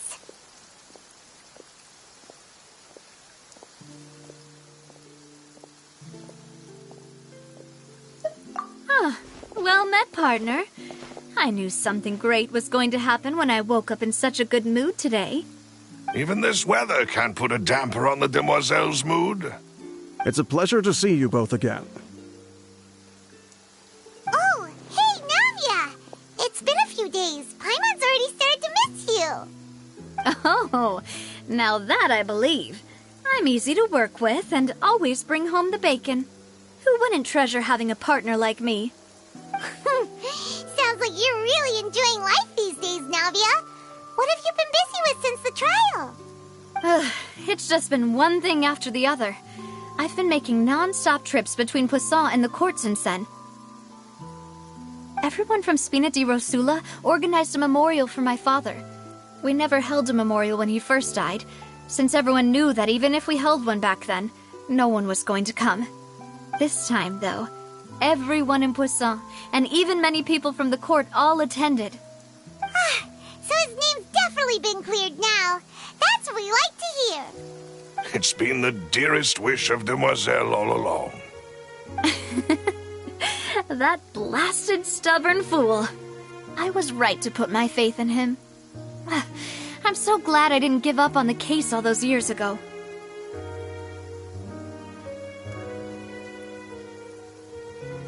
Oh, by the way, I ran into Charlotte just after I left the memorial service. Well, maybe it'd be more accurate to say I knew she would be there, and there was no way she'd just let me go. Huh? So you know Charlotte too? The Charlotte? Journalist from the Steambird? Yeah, way back when I first became the president of the Spina di Rosula, she was all over me. Wouldn't take no for an answer. I believe the story was called The True Heart of Darkness, Secret Tales of the Yellow Rose.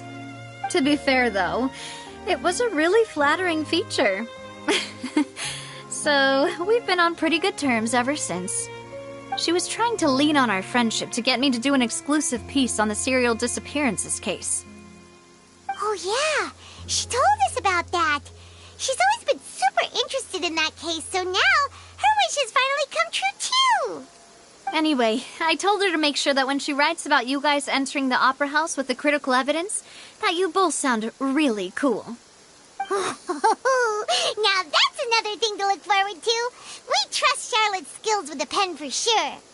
Oh, and in other news, I also took Clarand out for a meal. Oh, are you two on better terms now? While you were investigating Vache's headquarters, Clarand gave testimony on my father's behalf.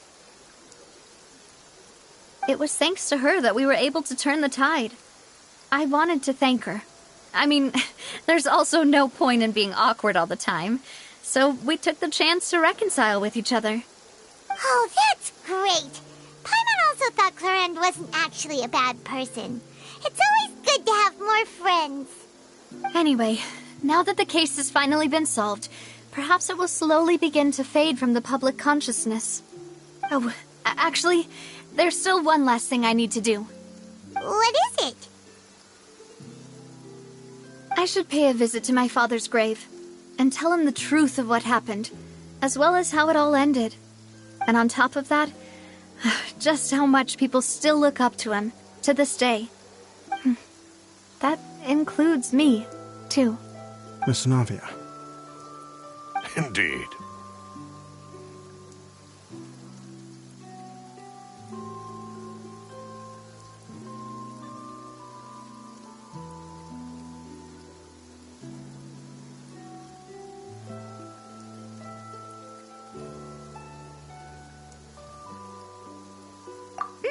We want to go too! We also think Callus is a really admirable person. Sure thing. I'd like you two to share the moment with me. After all, without you, there might not have been such a positive ending. And in that case, everyone, let's be off. Considering the recent weather, we'll be lucky if we can reach Poisson before dark. Yeah, you're right. It's been raining non-stop for a few days now.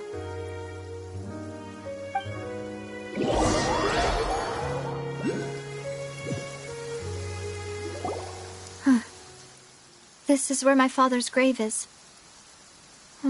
To be perfectly honest, even I haven't been back here for a long time. Huh? There's someone there already. Wait. That figure. It can't be... Hmm? Isn't that Nervalette? Why would the Chief Justice be here? Huh? Navia?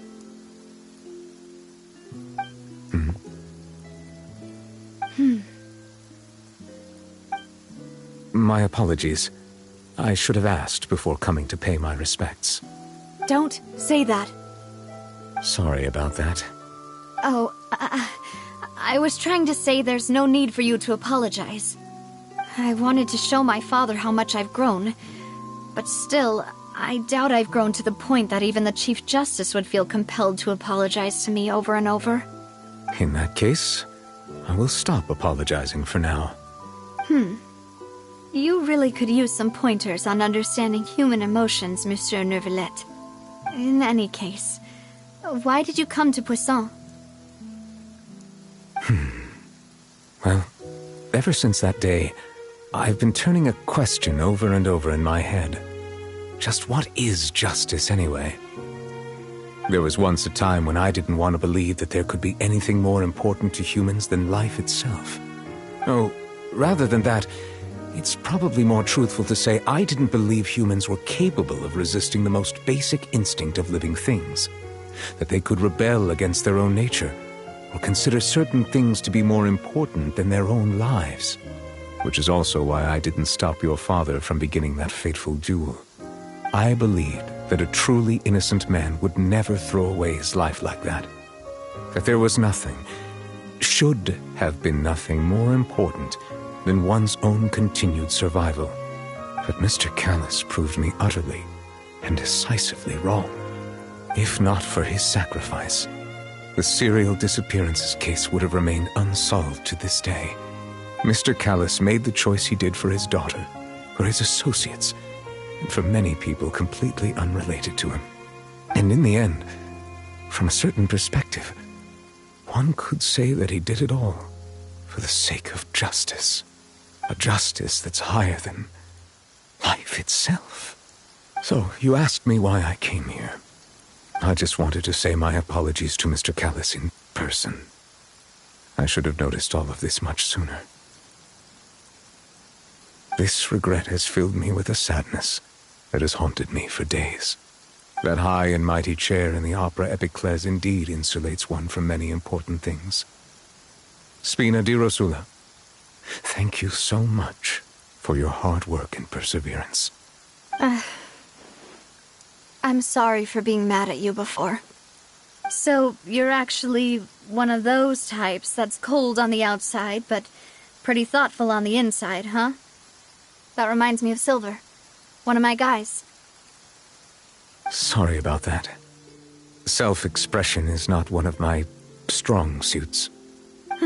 Didn't I just say you don't need to apologize? Ah, seem to have made their peace as well. Let's not disturb them for now. We can wait till after they're done.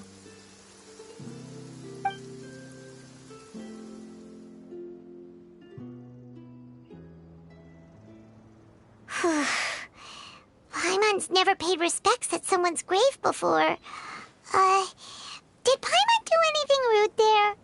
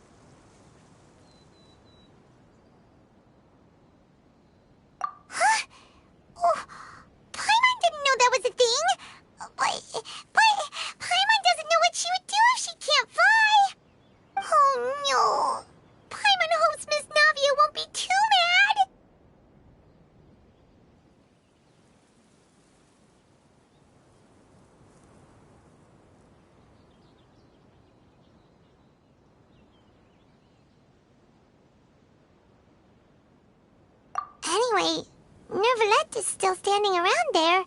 It's not often that we can catch him alone like this, so why don't we go talk to him for a bit?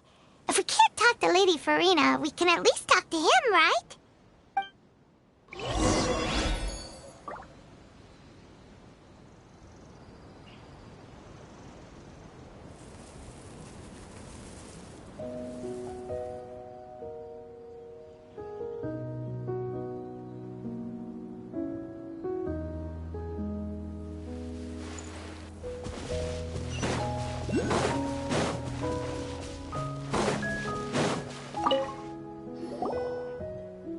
Oh, it's you two. Did Miss Navia invite you to come pay your respects to her father? Mm-hmm. We ran into Navia on the streets today, so we just followed her here. I see. Then is there something that I can help you with? Well, it's pretty hard to run into you like this, since you're usually super busy. So we figured we could try to ask you a few questions, if that's okay. Please feel free. Though outsiders, you helped us solve one of the greatest mysteries in Fontaine, and it would be my pleasure to return the favor.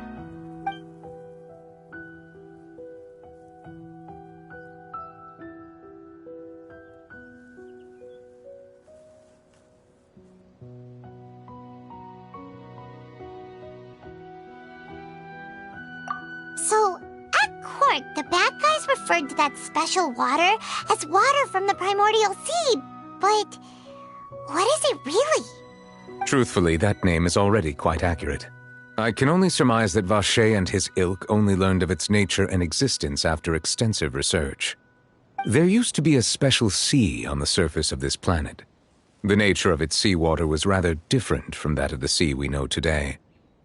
Most of Tevat's life forms were first born in that special sea. You could say it nurtured much of the life on this planet. Huh. So it really was where everything began. It makes sense to call it primordial then. But today, the primordial sea no longer exists on the planet's surface. What Vacher discovered must have been some kind of special case, or a remnant from a truly ancient age. Huh. So that's how it is. Oh, you really know everything, Monsieur Neuvillette. But if that's the case, then why would people, at least people from Fontaine, dissolve in that kind of water? Indeed. Why would the primordial sea, which was known to engender and nurture life, suddenly reverse itself and devour life instead? To be frank, that also doesn't match my understanding of this world and its laws. There must still be some unknown secrets around the people of this land. Is there anything else you'd like to ask me about?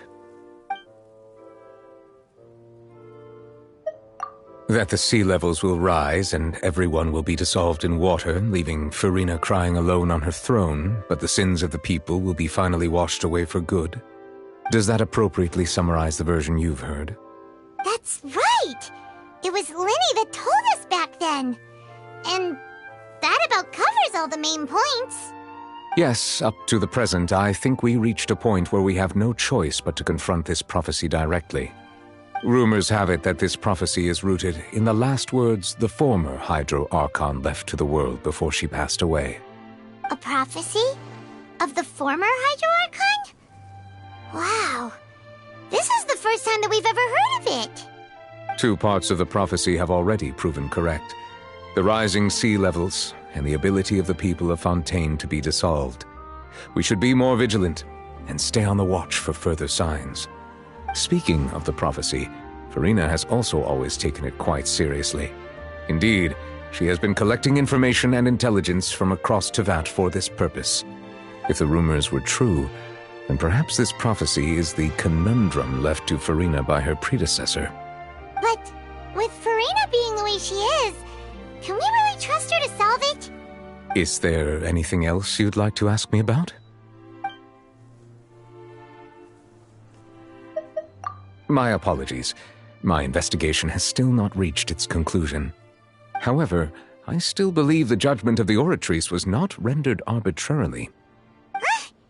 But you also said you thought he was innocent. For many years, I have been quite aware that the Oratrice does not simply mechanically repeat the verdict that I give on each case. As a divinely created mechanism, the people's unified faith in the concept of justice is integrated into it. Not only can it produce the incredible power of indemnitium, but it likely also possesses other traits, such as self-awareness. Which is all to say, I have been prepared for a situation like this for a long time. Huh. So when Linny told us that he heard a human voice from the room where the Oratrice's core is stored... I was not aware such a thing had occurred. Perhaps that could serve to prove my conjecture. I will add that to the list of items to investigate. In any case, I am inclined to believe that the Oratrice does have a methodology all its own. We just do not have enough information. Based on Farina's reaction, I doubt even she had any idea what was going on. She managed to bluff her way through it, though, with her time-tested twin tricks of bravado and drama. While we do intend to get to the bottom of this, for now, we regret to say that the Fatui Harbinger will just have to bide his time in the fortress of Meripede. If we did incorrectly convict him of crimes he did not commit, we will most certainly compensate him to the fullest extent allowed by the law.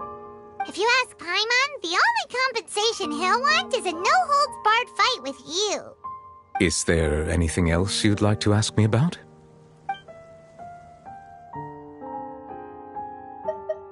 Your sibling, another blonde-haired traveler. I'm sorry, but I've never seen anyone who matches that description. If he ever stepped foot in Fontaine, I'm sure he followed our laws to the letter and had no reason to appear on the stage of the opera Epiclese. Is there anything else you'd like to ask me about?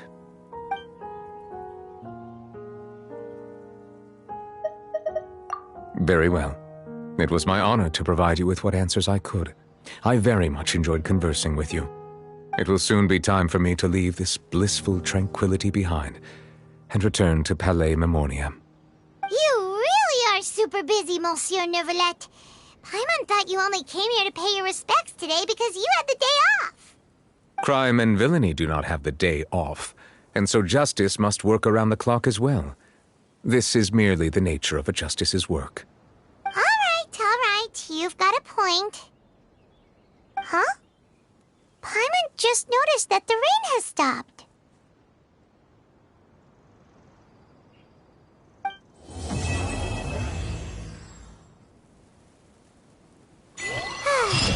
You know, we've been walking around for a while now. Why don't we go...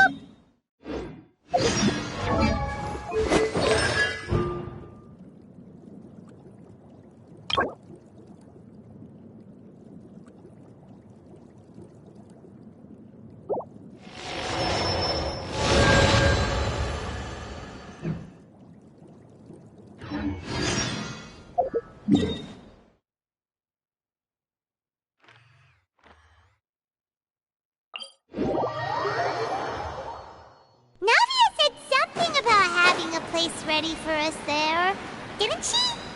Come on, let's go! Yep, here's the room, and it's empty and waiting for us as promised. Navia is such a good person.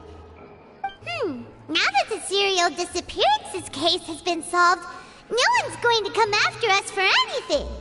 Even without Silver standing guard, we can just completely relax. Why don't we stay and rest up here for a while? Even machines in Fontaine need to stop and recharge now and then. Oh, come on! This place isn't that bad. Besides, how often do we get to stay in an actual base? Oh, fine. Remember that detective story Paimon read before? Well, the author is about to release a new book, so Paimon wanted to buy it as soon as it came out and have a quiet place to read it.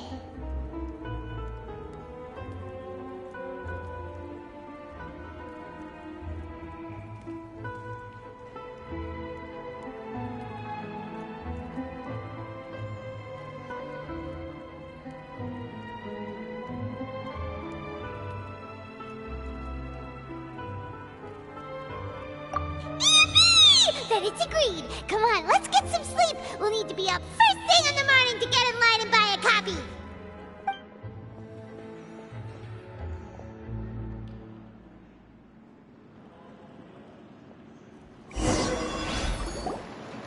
Paimon didn't expect that style at all. Even though it's a detective novel, it's also like a social documentary. Whew. It's actually pretty good. No! Paimon just spends a bit more time sleeping than you, that's all! Excuse me, but do you know if the Traveler and Paimon are lodging here? Huh? Who are you? Paimon doesn't recall seeing you before. Wait, you're not here to give us trouble, are you? A blonde traveler and a chatty little fairy. Whew, looks like I found the place. Good thing I asked the Spina di Rosula. Seems they sent me the right way. Hey, what do you mean by chatty? Paimon's always careful not to talk too much. Most of the time, anyway. It's an honor to meet you both. I was sent from the Palais Mermonia. Monsieur Nourilette wishes to see you. It seems he has something important to discuss in person. Nourilette? He wants to see us again already? Huh. We talked so much the last time we met. Has something happened since then? I am not privy to the details. It would be best if you came to the Palais Mermonia and asked Monsieur Nourilette in person. If you say so, but Paimon has a bad feeling about this. Now that I've delivered the message, I'll take my leave. Thanks! We haven't left the room for a few days, so we'll head over once we've freshened up a bit.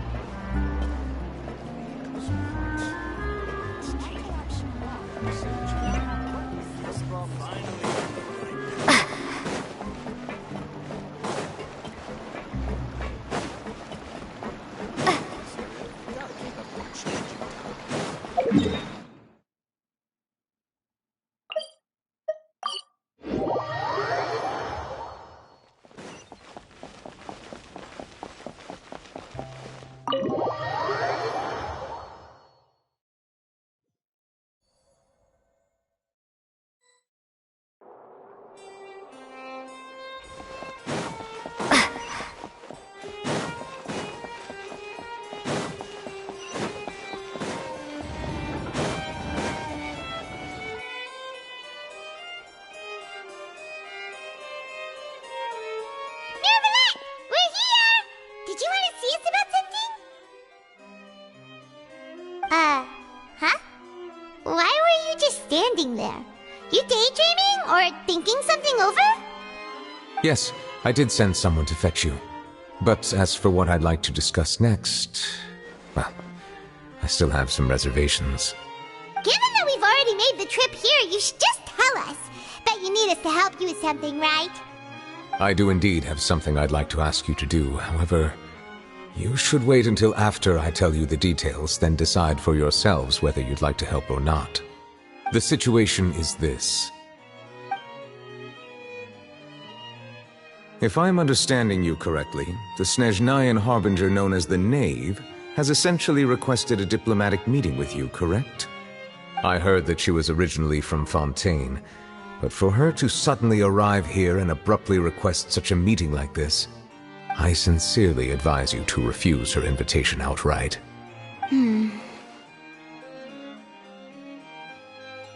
I'm sure you're aware that her purpose is most likely related to Child's recent predicament. We convicted one of the Snezhnayan Harbingers in a court of law, but we have yet to provide any form of detailed report on the matter. This does indeed provide an opportunity for Snezhnaya to put pressure on us. I believe we should adopt an evasive stance until we can provide a proper explanation and have a preliminary plan on how to deal with the matter. No, we shouldn't. I think we should agree to the meeting. Oh? Well, you see, we are the ones that owe an explanation. If we keep putting off the meeting, it could easily result in the problem escalating, right? It's like a fight between two friends. If they don't agree to see each other and talk in person, isn't it possible that the friendship could end entirely? Though diplomatic relations between Fontaine and Snezhnaya could be considered as friendly, it is only superficially so. You wouldn't go so far as to say that our nations are friends, as you did in your example. It was just an analogy. An analogy, okay? Moreover, even if we were to talk in person, if we don't have sufficient information prepared, it is quite possible the result wouldn't be restored relations, but a complete falling out.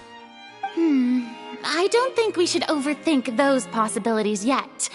Even if the logic of the divine is not immediately apparent, its wisdom will only be revealed with time. Besides, you'll be at the meeting. If any problems do pop up, you'll have no problem navigating them. I must clarify that interacting and communicating with people outside of court is not my cup of tea. It seems you think too much of me.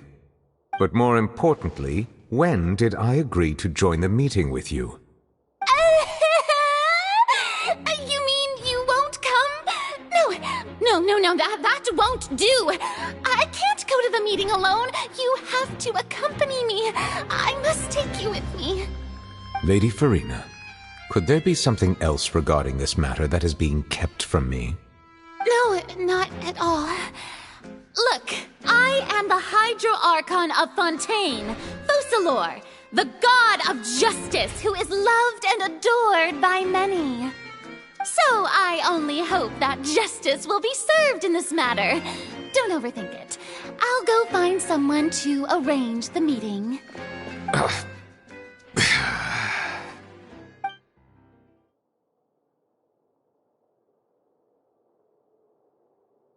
Though it could officially be considered a diplomatic conference, I prefer to see our meeting today as an ordinary tea party. I assume you see it the same way, Miss Farina?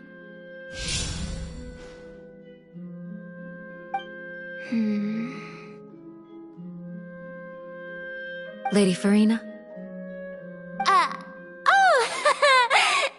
Yes, that's right. Just like you said, a tea party. I should thank you for providing the pastries. They look delectable. To make this tea party even more lively, I've invited someone else to join us today. It's a pleasure to meet you, Monsieur Neuvillette. I was born in Fontaine, so naturally, there's no need to introduce the nation's revered Eudex to me. Hello. The pleasure is also mine. First, I would like to thank the two of you. I'm often away on business outside of Fontaine, and I'm told that the children of the House of the Hearth have been well taken care of by you. Oh, I'm not referring to when my children, Linny and Lynette, were falsely accused by you. Please don't misunderstand. The children of the House of the Hearth are often misunderstood, perhaps due to the reputation of the Fatui. There's no getting around that. All I meant to say is that Fontaine has been stable in recent years. The people are well off and the children lead happy, fulfilled lives. That is something truly worth cherishing, and no one wishes to disrupt such peace. Now then, you have come regarding the matter of child, correct? Well, yes. It appears the ever-busy Iudex Neuvillette doesn't wish to waste time with diplomatic pleasantries, and hopes that we can get straight to the point of our talk. Yes, as you surmised, understanding child's situation is indeed one of the goals of this trip. As we are both diplomats from Snezhnaya, as well as Fatui harbingers, Child and I have always been colleagues. Were anything to happen in Fontaine, each of us would serve as the other's attorney to resolve the issue. So now, in my capacity as his attorney, I request that Child be turned over to Snezhnaya. We have a responsibility to cooperate with Fontaine and resolve what has happened to him together. The rules governing attorneys only apply before a trial has concluded. Since a verdict has already been rendered, we see the case as settled. I apologize for being unable to grant your request. An outright refusal. Very well. I respect all the rules of Fontaine's courts, just as I respect you as Chief Justice. Okay, why don't we back up a step? You don't need to transfer Child to us. I only request to enter the fortress of Meripede to see Child and confirm his condition. It's not like you couldn't even manage to fulfill a simple request like that. Right, Miss Farina? About that. The fortress of Meripede has always been completely autonomous.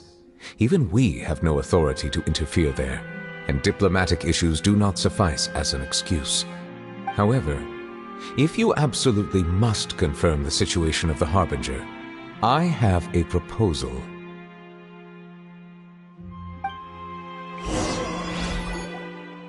The knave showed up already? Well, Linny did say that Father will be returning soon. We didn't even know that Linny was from the House of the Hearth at the time, so we kinda overlooked that information. Yes, thank you for your kind advice. I'm well aware of the situation. I also noticed that Lady Farina acts a little odd and unnatural whenever I bring up matters related to the knave. Could the knave be threatening Lady Farina or something? If that were the case, then why wouldn't Lady Farina inform me?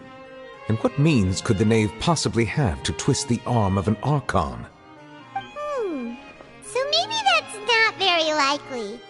Even though Farina can act a little weird at times, she's still an Archon. In reality, this problem is even more thorny than it appears. According to reports from the fortress of Meripede, Child recently disappeared under mysterious circumstances.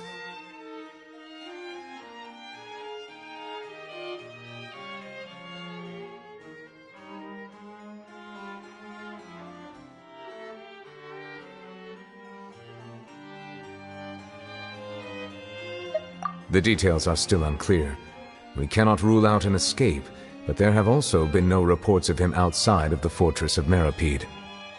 Special guards oversee the fortress, and its internal systems are extensive. Combined with the special characteristics of the surrounding terrain, an escape should not be possible. I suspect that there's something else behind Child's disappearance. I was only willing to share this information with you because you are friends of Child, and it is my duty to see justice done. So this is what you wanted to see us about before. Yes. I would like you to go to the Fortress of Meropide and investigate Child's disappearance. This was my proposal during our meeting with the Knave. Rather than allowing her to intervene, I offered to send someone to find out about Child's situation and report back to her in detail. The Knave did not seem satisfied by my proposal, but she still agreed to go along with it for the time being. Her words were, "We will talk more once we have that report." So that means we bought ourselves some time.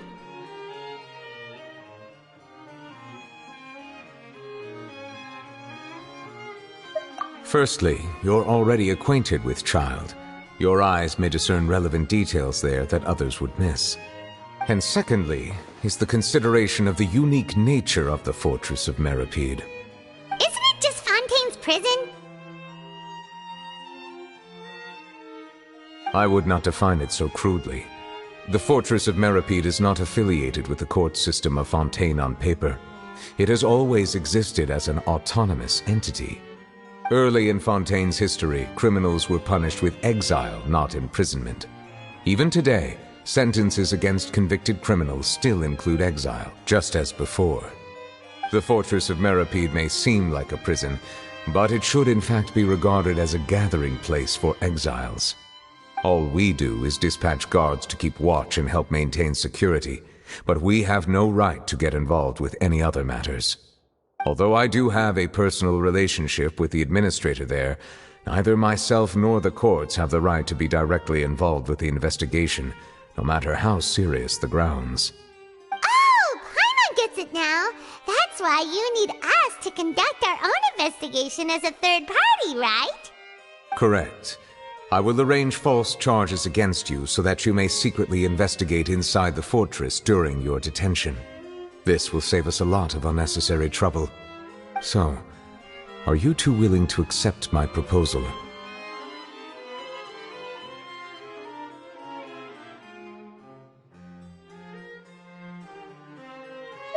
Yeah, no matter how you look at it, it seems we're the best choice. Alright, we hereby accept this difficult task. Reluctantly. You two have my sincere thanks. This matter is of critical importance to Fontaine's current situation. Also, I hope that both of you can keep this operation a secret. We will rendezvous at the Fortress of Meropide's entrance on Erinius once you've prepared yourselves. I will arrange for someone to take you inside. Prepared ourselves? Is there something we need to prepare? Perhaps you could enjoy a good meal and have a nice bath. I'm afraid that living conditions inside the fortress are nothing like those on the outside world. Oh, right!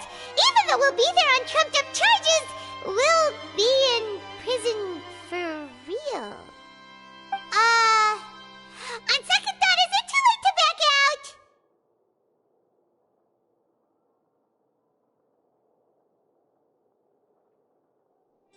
Please do not worry.